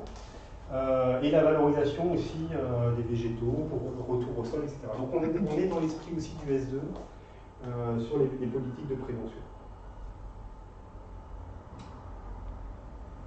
Alors, également sur l'économie circulaire, donc on l'a dit, il y a une belle transformation agricole et alimentaire. Donc c'est ce qu'on essaye aussi d'accompagner dans ce qu'on appelle un plan alimentaire de territoire. Donc la végétalisation de l'assiette, notamment, on faisait là des ateliers cuisine pour aider les équipes de cuisine à proposer ce fameux menu minimum végétarien par semaine. Et on est encore une fois dans le souci de le S2, en fait, on co-construit en fait, le modèle, on prend des décisions. Donc toutes ces dynamiques aussi sont co-construites à partir d'enjeux partagés, l'état des lieux, qu'est-ce qu'on veut faire, c'est quoi les priorités, etc. On partage. C'est ça ce qu'on disait tout à l'heure, le mot que vous avez relevé là. Et pareil pour bois, c'est la même chose. Avec les acteurs, et là on est exactement comme dans le S2, à se dire comment on peut sortir plus de bois, parce qu'on en a besoin, pour des matériaux biosourcés, et après en cascade, on peut avoir la filière bois-énergie, mais je dis bien en cascade. Et bien c'est pareil, on se pose les mêmes questions, parce qu'on sait que notre forêt, elle est mal exploitée. Donc comment on arrive à l'exploiter de façon durable, en sortant plus de bois, qui va être utile à d'autres secteurs. Donc voilà, c'est de la concertation, des diagnostics partagés, des hiérarchisations d'actions. Donc on est toujours aussi dans ce côté participatif, décision collective. Après, évidemment, sur la biodiversité, on l'a dit, hein, la nature. Alors typiquement, le scénario 2, comme on disait, on rentre vraiment la nature dans le droit très fortement. Donc voilà, les politiques Natura 2000 qui sont là pour conserver les habitats européens pour des espèces à protéger. On a des contrats vert et bleu, alors c'est ce qu'on appelle les trames, vous savez, les continuités écologiques. Alors le vert, c'est la végétation, le bleu c'est l'eau, et on a des trames noires aussi, justement, sur des pouvoirs. Voilà, et on est un territoire labellisé, territoire engagé pour la nature. Voilà. Bon, je ne dis pas qu'on est parfait, on est d'accord, mais là c'est pour vous montrer des actions. Alors évidemment, il y en a plein qui ne sont pas S2 compatibles, mais ce n'est pas le but de ce rapport de dire que ça ne marche pas, ça ne marche pas. Également, comment on aménage le territoire, donc très important, parce que derrière ça, il y a les mobilités, il y a l'énergie, il y a les vies dans les petits centres. Alors aujourd'hui, nous, on est en train de mettre en place ce qu'on appelle un PLU intercommunal, où vraiment, les maires, ils râlent. Et quand les maires râlent, c'est plutôt bon signe. Ça veut dire qu'ils ont compris que c'est fini l'état de l'ordre. Voilà. Ils vont devoir maintenant refaire la ville sur la ville. Donc c'est vraiment un virage très important. Peut-être qu'on ne peut pas le percevoir comme ça, mais il y a des choses encore. Même nous, pour faire de l'énergie renouvelable, on râle. Voilà. Ça concerne les trams, les espaces naturels, et puis surtout, ça essaye effectivement de rapprocher en fait une vie davantage en proximité. Et les transports qui vont bien à côté, etc.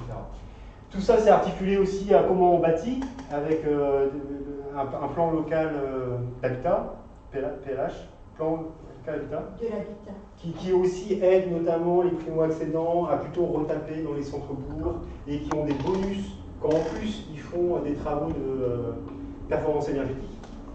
Voilà, on est dans le sens qu'on avait dit aussi dans le S2, dans la rénovation qui était plutôt progressive, avec les moyens qu'on a. Et puis effectivement, rapprocher tous les services. Donc on ouvre des maisons France Service, et puis on a des politiques de, comment on appelle ça, pas le renouvellement urbain, mais la redynamisation des centres-bourgs. Voilà. Remettre les gens plutôt dans les bourgs qu'à l'extérieur, avec toutes les conséquences qu'il y a sur l'étalement et les transports. Alors évidemment, on a parlé de santé, on a parlé de culture, parce qu'on sait très bien qu'avant de faire la transition écologique, il faut peut-être faire la transition culturelle. Vous le savez.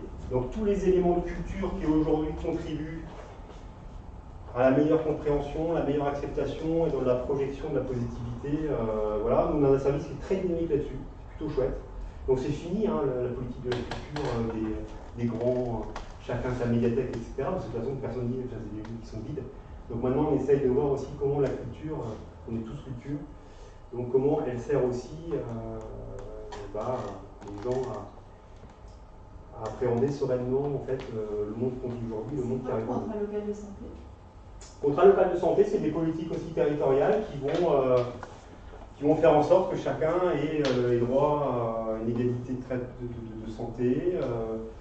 Ça touche l'alimentation. Là on a un axe aussi sur l'éco-anxiété dans le contrat local de santé, une conférence, voilà. Pas mal d'applications.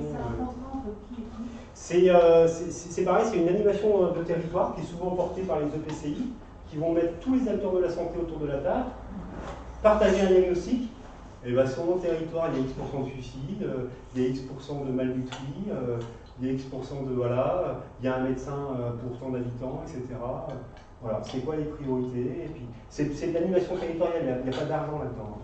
Mais c'est que les secteurs se posent et puis font une planification. Mais c'est fait par l'AGLO? C'est fait par l'AGLO, financé par l'ARS, qui finance des postes en fait dans les politiques. Il y a ça sur Saint-Étienne. Oui, oui, oui. Alors l'économie aussi, j'ai bien mis comme moyen de prospérer. Hein. Donc on a effectivement pas mal de politiques sur des aides sur du centre-bourg, etc. C'est plutôt intéressante. De l'insertion, et ça moi j'aime bien. Je découvre des trucs vraiment extraordinaires, c'est qu'on a des politiques, en fait on appelle ça GPES, gestion, formation, compétences, emploi. C'est en gros comment on fait sur le territoire par rapport à des activités, par exemple le bois. Nous typiquement, on a du bois, on n'a pas les compétences pour tous les maillons de la chaîne. Et bien faisons de la formation spécifique par rapport à ça. Et ça c'est typiquement ce que dit le S2 pour l'accompagnement des transitions dans les nouveaux métiers, etc. Ah, mais quand j'ai vu ça, j'ai dit c'est fou ce truc-là. On a des outils, en fait, on les utilise pas parce qu'on n'a pas la direction, en fait. Et quand je vais dire ça à mes collègues, enfin, pas de connexion. Voilà. Donc, et puis, nous, l'économie, c'est pas mal aussi tourisme. Donc, c'est vrai que là-dessus, ils sont bons aussi. Ils sont pas mal. On est vraiment sur du slow tourisme. Et dans le S2, c'est ça. Hein. Typiquement, on parle du tourisme aussi. C'est fini de tirer le tourisme des grandes distances. C'est plutôt un petit peu des événements à vivre près de sa localité. Alors, c'est loin d'être parfait. Et là, je vais mettre mon côté purée. Évidemment, on peut aller plus loin, plus vite, plus fort. Alors, ça c'était un peu l'objet de mon premier rapport, donc j'avais pas envie d'insister, mais j'ai quand même, en refaisant tout ce travail, je me dis quand même. Pour moi, c'est quand même évident qu'il manque une planification territoriale de ce truc-là. Donc il va falloir que les élus se saisissent de ce plan-là et fassent de la prospective sur 2050 sur leur territoire. Les élus aujourd'hui font ce qu'on appelle des projets de territoire, des plans de mandat. C'est déjà bien. C'est mieux par exemple un plan climat qui fait 3 ans. Qu'est-ce que vous voulez faire avec un plan climat qui fait 3 ans? Donc là on a un plan de mandat, nous. 4 ans, parce qu'il faut 2 ans pour le faire. C'est pas assez. Et on n'a pas ces choses-là. Alors des fois si, des fois c'est un peu 2030 dans des grosses métropoles, machin, mais donc c'est pas possible. il faut vraiment là qu'on aille vraiment sur du long terme, et encore une fois, c'est pas parce que c'est du long terme qu'il ne faut pas agir maintenant. Mais il faut se projeter dans le long terme. Après, c'est ce que je vous ai dit aussi, il faut arrêter avec cette culture du résultat. X% de moins de déchets, plus X% d'énergie, mais non, il faut faire le maximum de ce qu'on peut faire. C'est pas top, on s'arrête. J'ai réduit 10% la poubelle, c'est bon, top, on arrête les politiques, on a fait mieux que ce qui est nul déjà d'hier. C'est pas possible. Voilà. Également, alors ça, on n'aime pas ça. On n'aime pas parce que nous, on est dans des situations de... On est des experts. Et on n'aime pas quand des gens comme vous viennent nous faire la leçon. Non. On n'aime pas du tout. Voilà. Donc, il faut aussi, nous, qu'on progresse, mais des fois, c'est inconscient. Hein. Il faut qu'on progresse et se dire, à un moment donné, il faut peut-être accompagner. Voilà. Plutôt que de freiner, on freine. Certaines collectivités freinent les dynamiques qui vont dans le bon sens. Parce qu'elles ne contrôlent pas, en fait. Voilà. Mais c'est pas du tout typique des fois, machin, c'est comme ça. C'est le système qui est comme ça, voilà. Et puis, on a... Alors ça, moi, j'adore cette histoire. J'adore ce truc-là. La commune, le mouvement, il y a 150 ans. Je ne maîtrise pas. Moi, c'est ma collègue, quand j'ai construit mon rapport, j'ai été voir ma collègue de alors c'est quoi, de la cohésion sociale, une femme extraordinaire. Et puis je lui dis, mais comment ça se fait qu'on n'arrive pas à la démocratie participative, etc. Je me dis, quoi ? La commune. Quoi, la commune? Bah, quand même, Nicolas, il y a 150 ans, c'était la révolution. Donc maintenant, il y a ce truc-là qui est ancré. Si tu approuves, donc c'est bon. C'est évident. C'est fou, hein. C'est fou. La démocratie inversive qui part des citoyens. Et puis, la dernière chose que je vais vous dire, alors ça, moi j'adore, c'est aussi le rapport Stern. Vous connaissez 2006. Nicolas Stern, je crois. En anglais, quoi? Non. Ça, c'est le musicien. Nicolas Stern, 2006, vice-président de la Banque mondiale, grand économiste, qui pour la première fois dit l'inaction coûte plus cher que l'action. 50 milliards. Hein? À l'époque, il avait chiffré à 50 milliards. C'est ça les courbes, c'est un truc de fou. Là, on a le PIB. Et en fait, il dit si on se met à l'action, ça va coûter 1% de plus par rapport au PIB. Donc vous voyez, la courbe, elle est juste en dessous en fait. Je ne pas beaucoup. Si on ne fait rien, ça va nous coûter entre 5 et 20%. Donc, bah Donc, moi, je me bats un petit peu, j'ai une équipe qui bosse sur la prévention des déchets. L'inaction, ça coûte 100 € par habitant les déchets. L'inaction, ça coûte 99 €. C'est le coût. L'action, 1 euro.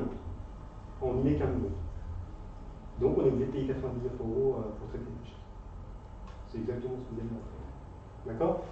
Donc, l'investissement évidemment dans l'action, plutôt que de payer l'inaction, le traitement de l'eau, la dépollution, anticiper. Okay.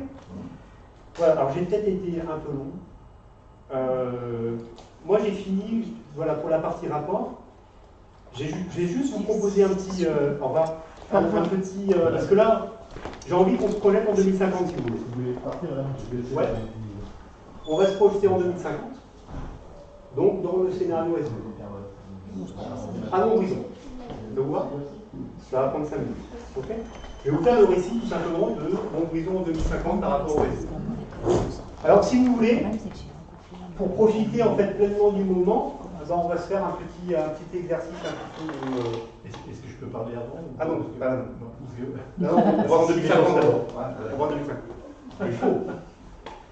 Bah oui, parce que franchement, moi j'arrive pas trop à me projeter avec tout ce que je vais dire. Vous allez voir le récit, normalement ça va vous aider.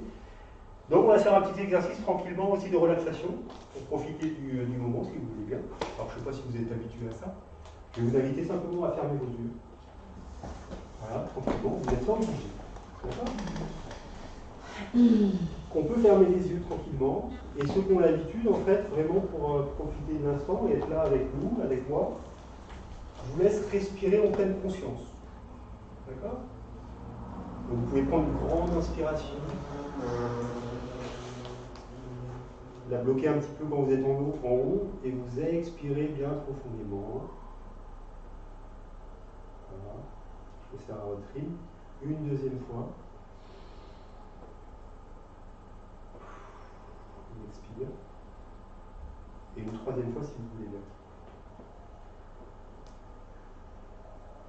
Nous sommes en 2050 dans le Forêt. Nous arrivons à Montbrison par la nouvelle gare, rénovée et agrandie, pour faire face à l'augmentation du trafic depuis que la majorité des foyers ont délaissé leur deuxième voiture au profit des transports collectifs, jugés plus sûrs, plus conviviaux et plus écologiques. L'État a fortement investi sur les petites lignes permettant d'assurer un maillage efficace. La gare est belle, elle est fraîche grâce à la végétalisation des façades. Les extensions, majoritairement en bois et matériaux issus des réemploi, lui donnent un air d'œuvre d'art. Elle sert également, cette gare, le soir, à d'autres activités, limitant ainsi le besoin en locaux de loisirs, notamment à la projection de films, depuis que le cinéma Grand Rex, le cinéma en périphérie, a été déconstruit pour reconstituer une ceinture alimentaire. Maraîchage en permaculture, au plus près de la ville. La toiture de la gare est entièrement couverte de panneaux solaires photovoltaïques ultra fins et performants, servant notamment à alimenter les nombreuses stations de recharge des vélos électriques, en location courte ou longue durée.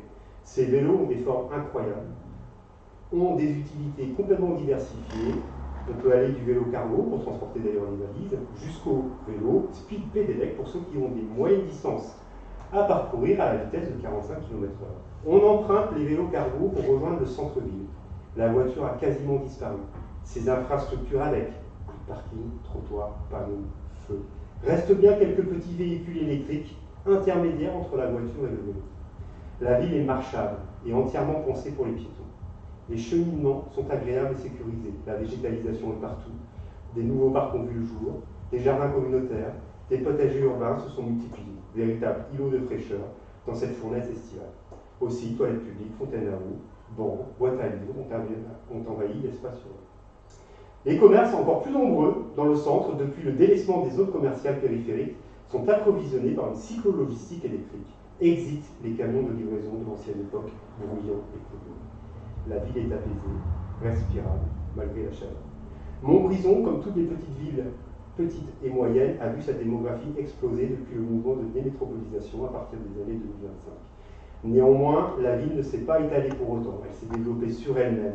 Sa croissance s'est effectuée en hauteur, raisonnablement, donnant à la ville un nouveau visage teinté de tradition et de modernité, avec une forte végétalisation des façades et des extensions en hauteur très élégantes avec des matériaux biosourcés, champs, paille, bois. Il n'y a plus de logements vacants ni de résidences secondaires. Les propriétaires de ces dernières ont réhabilité et vendu leurs logements sous la contrainte fiscale, mais aussi avec l'envie de contribuer à une société du partage et se délester des biens. Le plaisir est dans l'être plutôt que dans l'avoir. Nous logeons au plein centre, où seul le rond-rond des pompes à chaleur réversibles qui équipent la totalité des bâtiments et fournissent l'énergie nécessaire, en complément des systèmes solaires thermiques pour choses sanitaires, vient se mêler au bruit des oiseaux de retour en ville depuis le réensauvagement de certains espaces. Les studios sont beaucoup plus petits, mais inondés de plantes vertes, sobres en appareil, car les équipements sont partagés. Nous les retrouvons dans une buanderie, comme équipés des principaux appareils électroménagers, tous plus performants les uns que les autres, tous en location longue durée et donc réparables quasi à l'infini. Nous y croisons de nombreuses personnes âgées dans cette colocation intergénérationnelle qui leur permet de rester le plus longtemps possible à domicile. Ces personnes paraissent en bonne santé, elles sont souriantes et reconnaissantes. La société est liée. Nous avons plaisir à faire quelques courses à pied, l'offre est quasiment exclusivement locale, les produits exotiques sont devenus très rares et très chers, l'envie de chocolat, de café et autre thé nous est passée depuis bien longtemps, remplacée par d'autres plaisirs confectionnés maison. Les étals se sont fortement végétalisés, les couleurs et les odeurs comblent nos sens. Les emballages ont presque tous disparu. La qualité environnementale et nutritionnelle des produits est renseignée par des applications sur nos smartphones miniaturisées, 100% en matériaux issus de recyclage, réparables et évolutifs de la société française Pomme. Les prix ont certes augmenté, mais les politiques de soutien permettent à tous de bien se nourrir. Les restaurants affichent tous la mention « fait maison » et des menus plus appétissants les uns que les autres apparaissent. Salade de radis, tomates séchées, dalle de lentilles au lait de coco, carpaccio de fraises ou basilic. Nous avons envie de croquer cette vie à pleine dents. Nous comprenons mieux le changement de paysage aperçu lors de notre traversée de la plaine de la Loire. Nos choix de consommation ont influé sur les nouvelles pratiques agricoles. Les haies entourant les champs, les arbres dans les champs se sont multipliés. Avec une moindre consommation de viande, les systèmes ont évolué vers des modèles herbagers mixtes. Il n'y a plus un champ de maïs dans la plaine. La production maraîchère, de légumes, de plein champ et la production fruitière tiennent désormais une place prépondérante. Les vergers sont nombreux. En jetant un coup d'œil du côté des monts du Forêt, la couverture forestière paraît inchangée, rassurante, accueillante. Les trous et en moins depuis l'interdiction des coupes à blanc pour préserver nos puits biologiques de carbone. Même si le bois est davantage prélevé pour le bois d'œuvre et le chauffage, cela reste en deçà de sa croissance naturelle. Direction le jardin d'Allard, qui a retrouvé sa superbe. Difficile d'apercevoir le bâtiment de l'orangerie, d'anciens bureaux transformés en logements depuis que les fonctionnaires télétravaillent massivement, tant le parc aussi s'est reboisé. La piscine qui s'y trouve, jugée trop énergivore, a été en partie déconstruite pour laisser place à un bassin de baignade extérieur naturel, qui fait le bonheur des familles pendant les périodes de forte chaleur. Ces projets ont vu le jour grâce à la concertation citoyenne et les budgets participatifs qui mobilisent plus de 50% des budgets publics. En particulier depuis l'arrivée aux responsabilités de la génération Greta Thunberg, la ville est joyeuse et vivante. Nous apercevons des hommes et des femmes qui sont à l'œuvre aux côtés des cantonniers, des enfants, des personnes âgées, depuis le passage à la semaine des 4 jours en 2025, avec le 5e jour dédié à l'investissement de chacun au service des autres. La fraternité fait de nouveaux sens. Le reste du temps, on y troque également des services. Heures de babysitting contre cours d'anglais, coaching sportif contre coupe de cheveux. L'entraide, le partage, la coopération sont partout. Pour une partie de son temps, chacun aide à réparer, à collecter, à produire, à informer, à aimer. Ce soir, avant de reprendre le train de nuit, nous irons à la fête des possibles pour fêter les 28 ans de cette fête. 28 ans, là où tout a démarré. Merci.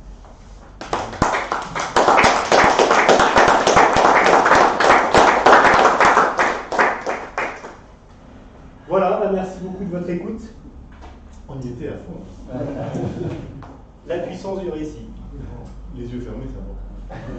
On aura eu 2 éco-fictions, une rurale et une urbaine, dans cette fête des possibles, une qui commence et une qui clôt la fête des possibles. Donc c'est vraiment chouette d'avoir ça, franchement. Merci. Bon, j'espère que tu as eu au moins l'occasion de présenter ça à tes élus. Ou pas encore? C'est prévu dans un petit mois, je crois. C'est le rodage là. Ok. On enchaîne par d'autres questions ou non on continue directement J'ai les mêmes questions qui se posent là. On est en phase et je crois que Nicolas va pouvoir nous aider à répondre aussi à ces questions. Les scénarios présentés sont tout à fait importants et c'est bien le signe que l'agence Carbone a bien travaillé sur l'agence ADEME a bien travaillé sur le sujet. L'objectif, c'est d'arriver à moins de 100 millions de tonnes de CO2 dont la France serait responsable en 2050, alors qu'on est à 610 millions d'euros. Et ça, c'est une baisse de 80% dont on ne sait pas encore très bien comment l'atteindre. Nous, on propose simplement de l'atteindre par une diminution de 6% par an. Voilà, c'est le chiffre proposé de 6% par an. 30 fois 6%, on est à 80%. Et 6% par an, c'est un beefsteak de moins par quinzaine. C'est peu de choses. C'est un plein de moins tous les 2 mois.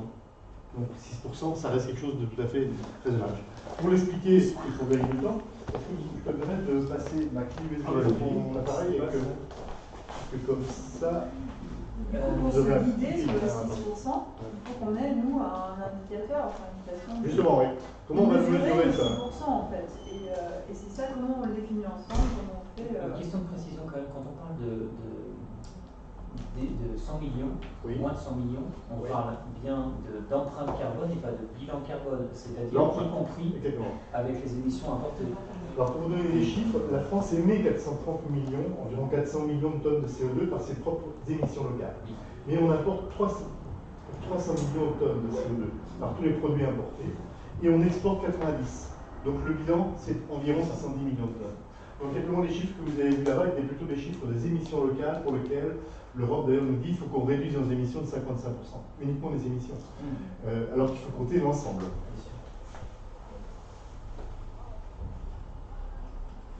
Je ne sais pas lire ma disquette.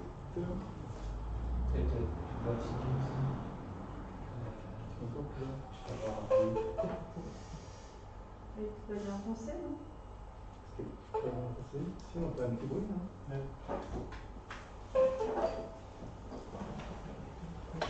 Voilà, ça arrive. C'est l'envie du travail. Il y a des censures.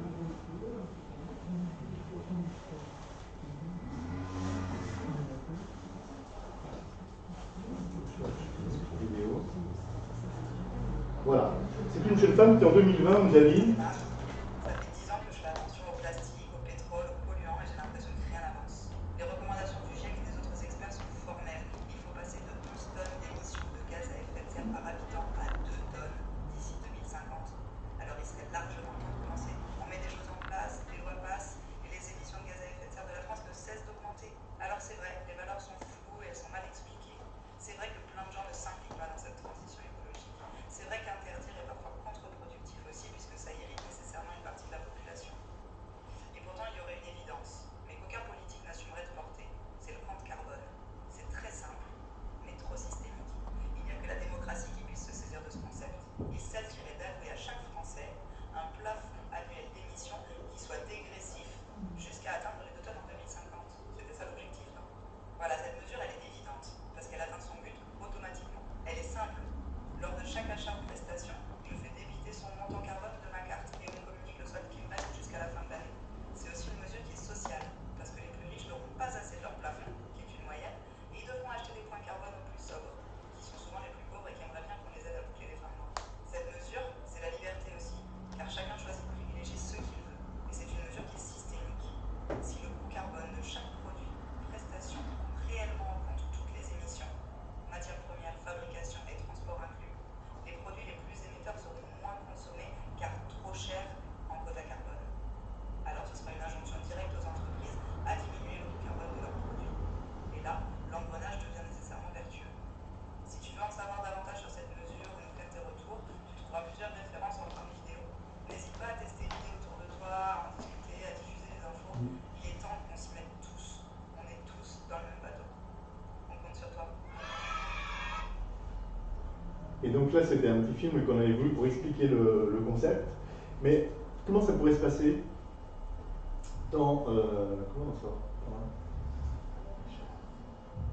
comment ça pourrait se passer dans un magasin? Voyons comment ça peut se passer. Est-ce qu'on peut le monter plus fort, non? Le son.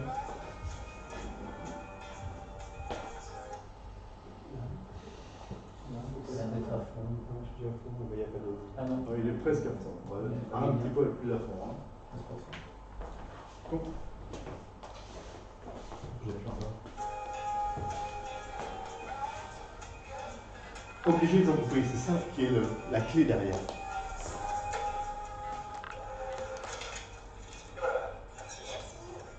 Je choisis les achats en fonction du bilan carbone et du ticket.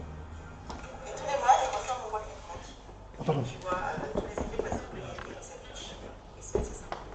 Moi, j'ai des petits-enfants à l'étranger, donc je ne reprends pas de l'eau. Mais avec la bourse carbone, j'ai pu racheter les points qui me manquaient. Et j'économise aussi en achetant local et de saison. Le logiciel de caisse permet d'indiquer l'empreinte carbone des produits selon les indications des fournisseurs. Ce sont les jouets produits localement qui partent le mieux. On a pu céder le quart de mon quota à la bourse carbone. 800 €. C'est trop bien, on a pu partir en vacances. Ça vaut vraiment le coup de faire attention à sa consommation. On parle d'une baisse annuelle de 6%. Et c'est pour ça que j'ai réduit mes trajets en voiture et ma consommation bio.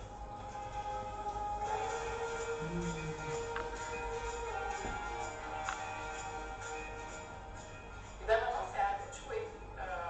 Monter un comité local, essayer d'évangéliser autour du compte carbone, parlez-en à vos élus, vos représentants, les responsables des associations autour de vous, les élus nationaux et locaux, bien sûr, tout le monde. Parce que si on s'y met tous, peut-être qu'on réussira à réduire, à diviser par 6 même nos émissions de CO2. C'est tout. Donc on va pouvoir arrêter même l'appareil. Non, ce que tu peux dire déjà, c'est qu'il y a énormément de députés qui ont été sensibilisés à la démarche et que lors de la prochaine loi, en fait, il y a un certain nombre de personnes qui sont prêtes à porter ça pour l'inscrire dans la loi. Oui, comment y aboutir? C'est pas évident d'aboutir. Parce qu'il y a quand même des grands noms au compte carbone, il y a Canada, personnel. Et merci de d'ailleurs ce soir à Saint-Étienne. Mais il y a quand même une pression qui est mise sur les maires aussi. Il y a énormément de maires qui sont en train de signer des engagements locaux de collectivités. Pas loin de chez nous, on a Valence, qui est très dans ça, hein, avec. Clermont-Ferrand a fait donc une convention citoyenne. Clairement aussi. Voilà. Donc il y a des gens autour de nous, et alors c'est vrai que c'est difficile dans l'état actuel d'une municipalité d'aller, voilà, mais peut-être qu'en maison, enfin, je sais pas. Rappelons deux règles qui sont nécessaires dans ce compte. Donc chaque citoyen français, les 67 millions de citoyens, recevront une dotation gratuite de 9000 kg de CO2 pour l'année, qui sera renouvelée tous les ans avec 6% de moins chaque année, donc 9000 la première année, 8500 l'année, 8000 la troisième. En même temps, les entreprises ont une obligation, elles n'ont pas l'obligation de réduire, mais elles ont une obligation d'imputer à leurs clients tout le carbone nécessaire à leur production, à leur activité, comme une comptabilité, mais outre une comptabilité en argent, une comptabilité en carbone. Parce que, alors, on a aussi traité la question de l'eau, de la biodiversité, des autres produits, mais on estime que le réchauffement climatique est le plus urgent. Si on ne s'y attaque pas tout de suite, on est mort avant 2050. Vous savez ça. Les effets, on n'arrive pas à imaginer comment ça va se passer en 2050 si on ne fait rien. Vous savez que le CO2, bien sûr, il nous crée, et les éléments équivalents du CO2 nous créent un réchauffement, mais pas seulement. Les scientifiques de la NASA ont aussi étudié la surconcentration de CO2 dans les capsules. Et quand on dépasse 1000 ppm de CO2, on perd 15% de nos capacités de mémorisation, de réaction, etc. Ça a un effet sur le cerveau, le CO2. Et donc, déjà, on est passé de 300 à 420. On sera forcément au-dessus de 500 en 2050 si on ne fait rien. Donc ça, c'est aussi un élément qu'il faut faire prendre en compte. Mais il y a aussi la montée des eaux, sur laquelle on est assez loin, mais quand même 50% de la population mondiale est à moins de 80 km des côtes. Et donc il y a une salinisation qui monte aussi par la montée des eaux. Et le réchauffement climatique, on risque de perdre l'habitabilité de la Terre. La Terre qui est habitable aujourd'hui, on estime que 30% de la surface de la Terre deviendrait inhabitable. Vous avez vu qu'au Pakistan, il y a 33 millions de migrants climatiques qui viennent d'être mis sur les routes. Donc des milliards de gens qui vont devoir se déplacer. Donc comment l'éviter? Cette disposition de mettre en même temps les entreprises dans l'obligation d'imputer à leurs clients et de créer un registre carbone et toute la filière de production serait équipée de cette démarche-là, c'est-à-dire qu'on fait des factures en euros et en carbone. Et vous avez vu, le commerçant, il reçoit de ses fournisseurs une facture en euros et en carbone et il l'applique dans son étiquetage. Du jour où c'est étiqueté, les entreprises voient qu'ils ont des concurrents qui font moins de carbone qu'eux. Qu'est-ce qui se passe? Un enchaînement vertueux, comme l'a dit Fanny, un enchaînement qui fait que, attention, si mon concurrent, enfin, moi je fais un pantalon à 23 kg de CO2, si mon concurrent en amont c'est à 21, il faut que je me dépêche pour limiter le carbone de mon entreprise, pour en faire un à 19, pour ensuite en faire un à 17.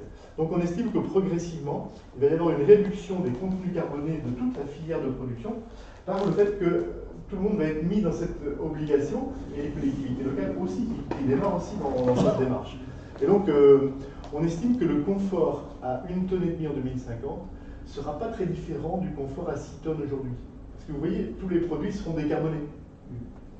C'est aussi une relocalisation. Qu'est-ce qui coûte le plus cher? C'est le transport. Et donc, on va relocaliser l'économie. Bien sûr, on va peut-être être plus sobre, consommer moins, manger moins de viande. Peut-être aussi avoir une production locale qui soit renforcée et qu'on reprenne à faire des vêtements locaux, des vélos locaux, des éléments de mobilité. Je ne crois pas tellement à la voiture électrique. Je pense qu'on aura des solutions de réduction des consommations des véhicules classiques. Je pense que la Fiat Panda à 2,1 litres est aussi intéressante que la voiture électrique si on compte tout. Donc on va y arriver. Hein. Mais ça, c'est une obligation. Alors on crée de l'innovation parce qu'on va pousser toutes les entreprises à se dire mais comment je vais faire mieux que mon concurrent, comment je vais faire mieux que mon voisin. Et donc dans les laboratoires de recherche, on aura aussi une obligation d'avoir une recherche plus développée. Donc cette base de compte carbone, garantir la réduction des gaz à effet de serre, et ce qu'on dit, c'est retrouver la joie de l'équilibre planétaire. Parce qu'actuellement, il y a quand même une petite anxiété de qu'est-ce que nos petits-enfants vont vivre. Et puis pour vous dire, dans nos conseils d'administration, ça commence à se faire dans les entreprises. Et là, au laboratoire, on a fait voter la semaine dernière à l'AG que tous les scientifiques du labo allaient avoir un quota carbone pour ses déplacements, etc. Ouais. Donc dans notre laboratoire de recherche. Parce qu'il y a une vraie incitation à la recherche frugale et il y a une vraie initiative nationale pour essayer de faire une recherche plutôt base technologie. Ça ne veut pas dire qu'on fait moins de choses, on le fait mieux. Et le faire mieux, ça veut dire aujourd'hui, sans extraction, en protégeant la nature le plus possible. Moi, je penche quand même pour le scénario 1, mais c'est vrai que peut-être pas tout de suite. On peut voir le 2 comme une transition pour après, 2050, le 1. Mais c'est vrai que ça se fait, la démarche s'applique de plus en plus dans pas mal d'entreprises. J'aimerais tellement avoir, moi, pour les assises de la transition qui seront bientôt sur le territoire, très au tard, j'aimerais tellement qu'il y ait des gens qui viennent nous parler de ça. Je ne sais pas s'il y en a qui sont capables de le faire, mais qui ont déjà pensé à ce scénario-là. Donc l'expérimenter, on a envisagé l'expérimenter sur une ville, pourrait être ça aussi. Expérimenter un dispositif comme celui-là, c'est-à-dire 100 familles, 10 magasins, 3 fournisseurs, des experts comptables qui suivent l'affaire. On a besoin aussi de voir la fluidité du transfert, parce que vous aurez, il y a plein de détails, vous allez payer vos points carbone avec votre carte bancaire.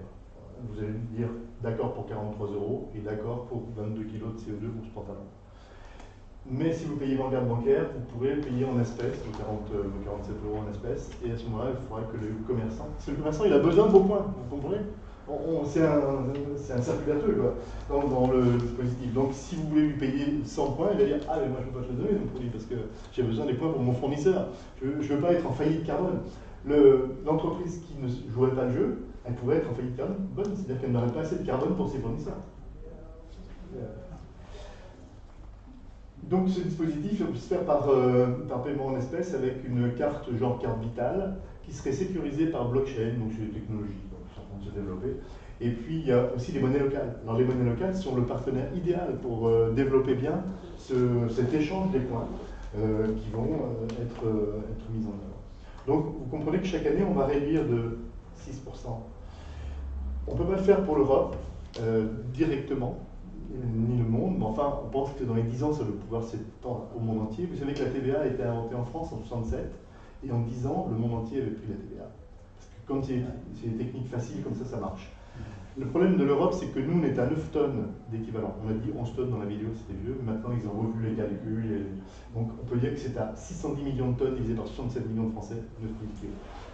Mais les Allemands sont à 15 tonnes. Et les Slovaques sont à 6 tonnes. Donc c'est difficile de faire un système européen pour qu'on propose qu'il y ait dans chaque pays d'Europe une agence carbone.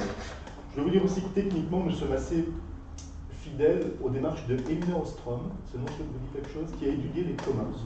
Donc les communs, ici on estime que le climat, c'est quelque chose qui ne doit pas être mercantilisé, ce n'est pas les banques qui vont le gérer, et ce n'est pas non plus Bercy. Parce que ce n'est pas un truc sur lequel on doit faire du bénéfice pour le pays. Donc on propose une agence paritaire indépendante, nationale, un peu sur le modèle de ce qui a été fait en 1945 pour la Sécu, qui tient encore assez bien, avec les syndicats, les entreprises, les particuliers, les ONG. Donc ce dispositif-là, on propose que dans chaque pays européen, il y ait une agence carbone de ce type-là, et qu'il y ait une concertation entre elles. Mais peut-être qu'assez rapidement, on peut arriver à trouver l'équilibre.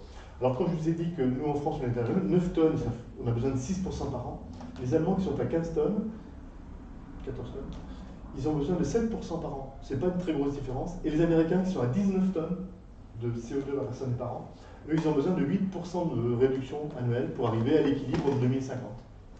Donc en fait c'est faisable. Il y a 73 pays qui sont plus qu'émetteurs de gaz à effet de serre. On pense que c'est dans les 10 ans atteignable. Nous, ce qu'on voudrait, c'est que ça se mette en place le 1er janvier 2025. Et pour ça, on veut absolument qu'en 2023, il y ait un référendum de tous les Français pour dire si on est d'accord ou pas d'accord. Et si, parce que c'est un sujet quand même suffisamment important, hein. Si on ne passe pas par un accord majoritaire des Français, il y aura de la contestation, il n'y aura peut-être pas des gilets jaunes, mais des gilets dorés. Parce que ceux qui vont se plaindre, c'est les plus riches. Hein.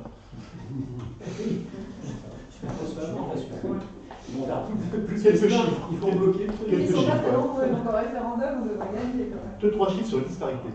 Piketty et Lucas Chancel ont étudié les disparités d'argent et de carbone. En France, la moyenne est de 9000 kg par personne et par an. Mais les 10% les plus riches sont à 25 000 kg de moyenne. Et les 50% les plus riches sont à 6 000 kg de moyenne. Donc, on peut dire que nous tous sommes plutôt à 6 000. Et donc, les 9 000 kg qu'on va donner à tout Français, eh ben, 68% ils gagnent, sont excédentaires. Donc si on fait un référendum pour dire en voulez-vous, peut-être que 68% vont dire oui d'accord. Et peut-être que même ceux qui perdent disent c'est peut-être la solution pour y arriver. Parce qu'en fait, vous savez, les plus riches sont aussi les plus avares, donc assez rapidement ils vont se rendre compte que ça coûte vraiment cher de devoir avoir d'acheter des surplus, et ils vont trouver les moyens. Ils sont en général assez malins pour trouver des solutions. J'ai une question un peu technique, je trouve ça Ouais. passionnant. En fait, ça rappelle les cours de Dominique Qui nous soutient aussi, on a. Merci. la troisième chambre parlementaire du long terme. C'est un de nos mentors avec Piedi, avec Dominique Méda, Timothée Paris.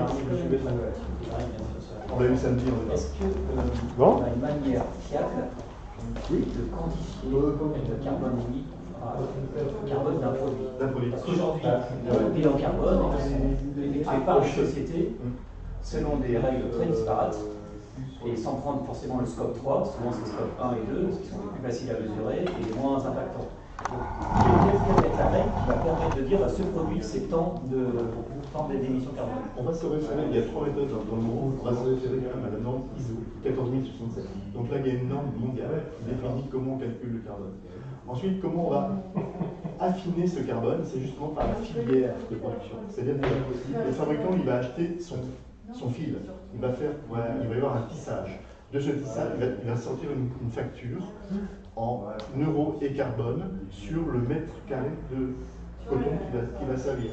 Ensuite de ce... Qui va lui dire comment ça... Alors, parce que le producteur en Afrique ou qui en Amérique du Sud, pour l'import. Il faudrait qu'il fasse ce travail-là aussi. Je devrais prendre toi un exemple d'un produit qui est fabriqué, qui est existé en France. Parce que pour l'import, on passe par la nomenclature douanière. C'est-à-dire qu'il y a une nomenclature douanière européenne qui définit les contenus carbone approchés, pour l'instant présent, qui sont approchés et qui vont permettre de faire ce calcul.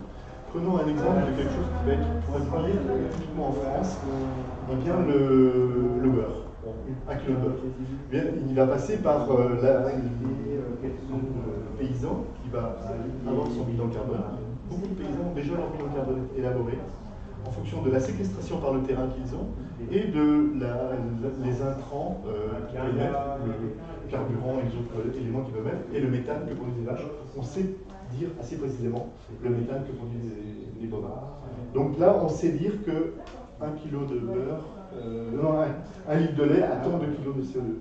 De là, la laiterie va recevoir cette facture de lait en euros et en carbone, et elle va le transformer avec les éléments pour en faire 1 kg de beurre. Ce kilo de beurre, il va passer ensuite dans un grossiste qui va avoir des frais de transport, qui va rajouter le carbone de ces frais de transport sur la facture, et ça va passer ensuite chez un commerçant qui va lui aussi mettre ses frais de chauffage, qui va le majorer. Dans l'exemple du magasin de jouets que nous avons étudié précisément dans le film, il a 2% de chauffage et énergie supplémentaire par rapport à ses factures clients. Donc les factures producteurs. Quand il reçoit un jouet qui a 4 kg de CO2, lui, il doit rajouter 10 centimes de plus, en gros. Donc c'est mesurable. Alors on affine, parce que quelquefois l'ADEME vous donne des valeurs approchées. Tout ce qu'on a mis dans le carbomètre, par exemple, ce sont des valeurs approchées. Mais là, par la suivi dans la filière, on va affiner le contenu. C'est un des objectifs de cette démarche. Ça supposerait que chaque acteur économique, commerçant, artisan, et plus petit, parce qu'il y a quand même 80% de françaises ont moins de 10 salariés, enfin, même sont parfois seuls. En fait, fasse ce travail-là pour sa propre entreprise, et du coup, qui va le financer, parce qu'aujourd'hui, il faut passer par les cabinets pour faire son bilan carbone, ou alors ça va être imposé avec une règle qui sera, en fait, si vous utilisez tel produit, c'est tant de grammes de carbone. Ça peut être ça aussi. Alors, ce sera moyennisé, forcément. Avec il va propre à chaque entreprise. Chaque entreprise, c'est-à-dire qu'elle succède tout. Oui, ça va être oui, mais pas forcément la manière dont ils sont structurés d'un point de vue global. Ça va être progressif. La première année, c'est des valeurs moyennes de l'ADEME, valeurs approchées, qui seront de l'étiquetage. Mais dès que les entreprises ont la capacité de donner des valeurs meilleures, ben elles ont l'avantage de mettre comme ça, elles sont concurrentielles par rapport aux autres. Donc on crée une course au calcul. Mais on a besoin d'avoir des certificateurs, des évaluateurs de carbone, avec un niveau de certification un peu comme dans le bio, c'est-à-dire qu'on doit pouvoir contrôler encore plus précisément toute la certification qui se fait. Là, il y a du boulot qui va être nécessaire. On prévoit, dans le coût général de ce lancement, d'abord l'agence carbone nationale qui va gérer l'ensemble, devrait avoir 30 000 personnes. Et donc ça, c'est 3 milliards par an. À côté de ça, il faut un budget de 1 milliard minimum pour faire des coupons conseils. C'est-à-dire que toutes les entreprises qui auront besoin de recevoir du conseil, elles vont pouvoir faire appel à des conseillers qui vont être formés pour ça, peut-être 100 000 conseillers dans la France, qui recevront un financement de moitié par l'État pour pouvoir aider les entreprises. C'est-à-dire que les entreprises seront aidées pour pouvoir rentrer dans le jeu du carbone. Donc ça va durer 3-4 ans. Ça. Les grandes entreprises, naturellement, n'auront pas besoin de ça parce qu'il y a déjà des spécialistes dans les entreprises. Mais on va avoir un nouveau métier dans les entreprises, c'est le carbon killer. Actuellement, c'est le cost killer qui est le roi. Mais le carbon killer, il va dire plus de voitures de fonction, plus de séminaires et visa, parce que tout ça, ça compte dans le bilan carbone de l'entreprise. Il y a une manière positive de le dire quand même, hein. Le carbon killer, c'est le chief value officer. Oui, c'est ça, hein. Je vois pas bien les entreprises, mais comment on les obliger parce que c'est une règle pendant Renault et Peugeot, vous leur dites, bon, ben, vous faites plus des SUV. Ça, c'est un on peut changer quand même leur. Il y a des clients qui vont les SUV, mais seulement ils vont se rendre compte que assez rapidement, les SUV sont un peu plus consommateurs que d'autres. Donc les clients vont se dire, ah, je me fais plaisir, je m'achète un SUV puis je me plus de viande. Et tu devras acheter des comptes carbone. C'est plus aujourd'hui. Donc comment on fait? Enfin, les entreprises sont basées là-dessus. Et donc, comment vous faites pour leur faire changer, les obliger à changer? Ça va créer l'innovation, hein, parce que ça va les amener à se dire, nos clients, machin, ils vont être sensibles au contenu carbone. Et donc, il va falloir qu'on trouve des choses qui soient adaptées à eux. Quoi. Mais aujourd'hui, ce qu'ils ont le plus en France et en Europe, c'est les 2008. Ouais, on sait, mais ceux qui ont les moyens d'acheter un 2008, ils auront les moyens d'acheter du carbone pour compenser leur vous avez vu la petite dame, elle a oublié de prendre l'avion de temps en temps, ben, elle a fait des économies sur autre chose, elle achète des vêtements. Il va créer la justice sociale. Donc vous avez 9 000 kilos. Plus ces 9 000 kilos, vous pouvez. Je suis désolé. Ah oui, Nicolas. Merci beaucoup et à très bientôt. Toi, à très vite. Bah ouais. Allez, salut, merci beaucoup. Voilà, c'est le mécanisme. Donc, ce mécanisme de passer par un référendum, ça suppose qu'on ait une demande populaire, et on passerait par une convention nationale de décarbonation avec les citoyens de tirés au sort pour étudier tous les points de détail que vous avez évoqués là, pour en faire un paquet simple. Mais actuellement, on a limité à seulement 9 règles sur le site comptecarbone.cc que je vous ai fait connaître. Il est indiqué ces 9 règles de base pour définir. Il faut faire quelque chose d'assez simple. Et le fait qu'on puisse racheter, quand on est déficitaire, racheter des surplus qui sont les excédents les plus sobres, on ne veut pas que ça soit directement de la main à la main. Il faut que ça passe par une autorité, parce qu'on ne veut pas qu'il y ait de l'abus. Moi, je vais voir mon voisin qui mange 1000 kilos. Non, ce serait un abus d'autorité que de faire ça. Donc, ça serait nécessairement par une bourse régionale, un ajusteur régional qui serait en compte, parce qu'on est très sensible à la démarche des territoires. On pense que tout ça va démarrer par les territoires. On est à l'origine d'un petit manifeste qui est Osons les territoires. Parce que c'est là que ça se passe bien, et je vais le dire à Nicolas. C'est le point important de fixation de nos. Parce qu'Armel et Pierre, je ne sais pas comment ils font, ils ne travaillent pas 4 heures sur 24. Non. Non, on a fait un grand séminaire la semaine dernière avec Timothée Paré et Dominique Ménard, qui était. Et on a eu un Business Angel qui est venu nous soutenir aussi. Et puis on a eu des gens formidables qui peuvent. Parce qu'en plus, ils ne se limitent pas à la France, hein. Ils essayent de convaincre l'Allemagne de leur carbone, tout ça. Donc on a été invité à Matignon pour présenter ça par le député En Marche de la France. Et puis on est également suivi par Delphine Bateau. C'est elle qui porte le plus le sujet parce qu'elle l'anime directement dans la primaire écologique.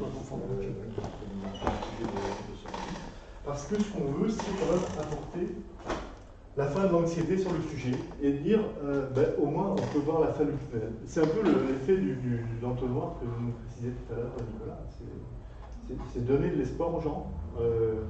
Nicolas, il a été assez clair, je pense, sur l'aspect comment on évalue. Moi, j'ai bien aimé, je sais pas, les gens, comment il a compté. J'aimerais qu'on le fasse tous, ce comptage, pour voir si on sédimente bien tous au même endroit. Enfin, je sais pas si c'est possible à organiser, mais si vous voulez bien nous laisser vos coordonnées, comme ça on essaie de se prêter au jeu, ceux qui veulent. Hein. Et après, derrière, on a comment on démarre, quoi. Il y a une petite chose que vous pouvez faire dans le réseau de Saint-Michel. Le 26 septembre démarre un nouveau défi de Mapping Planet, MPP. Et donc Clément Desroques est venu nous présenter ça samedi dernier. Et donc c'est un sujet qui permet d'être ludique et de vous dire que chacun va mesurer son empreinte carbone et puis voir un petit peu comment on s'y prépare pour organiser ça. Mais peut-être certains ont besoin de... Moi je suis retraité, je suis aussi brasseur et je suis le président de Escape Job qui est la structure pour l'emploi sans carbone. Mon job, j'étais DRH dans ma vie avant de m'arrêter, avant de devoir m'arrêter de travailler, parce que j'ai dû m'arrêter à 65 ans. Ça c'est des sujets importants, mais avec mon épouse, nous sommes passionnés d'archéologie. Notre vice, c'est d'aller faire le tour des sites archéologiques dans Havane. Et on a besoin quand même un peu de carburant pour ça. Donc on mange pas de viande et on a des vêtements d'occasion. Et ce qui est donc bien, chacun c'est... Ouais, enfin, voilà, ça ne s'arrête jamais, quoi. Voilà. C'est comme Joël, bonne journée.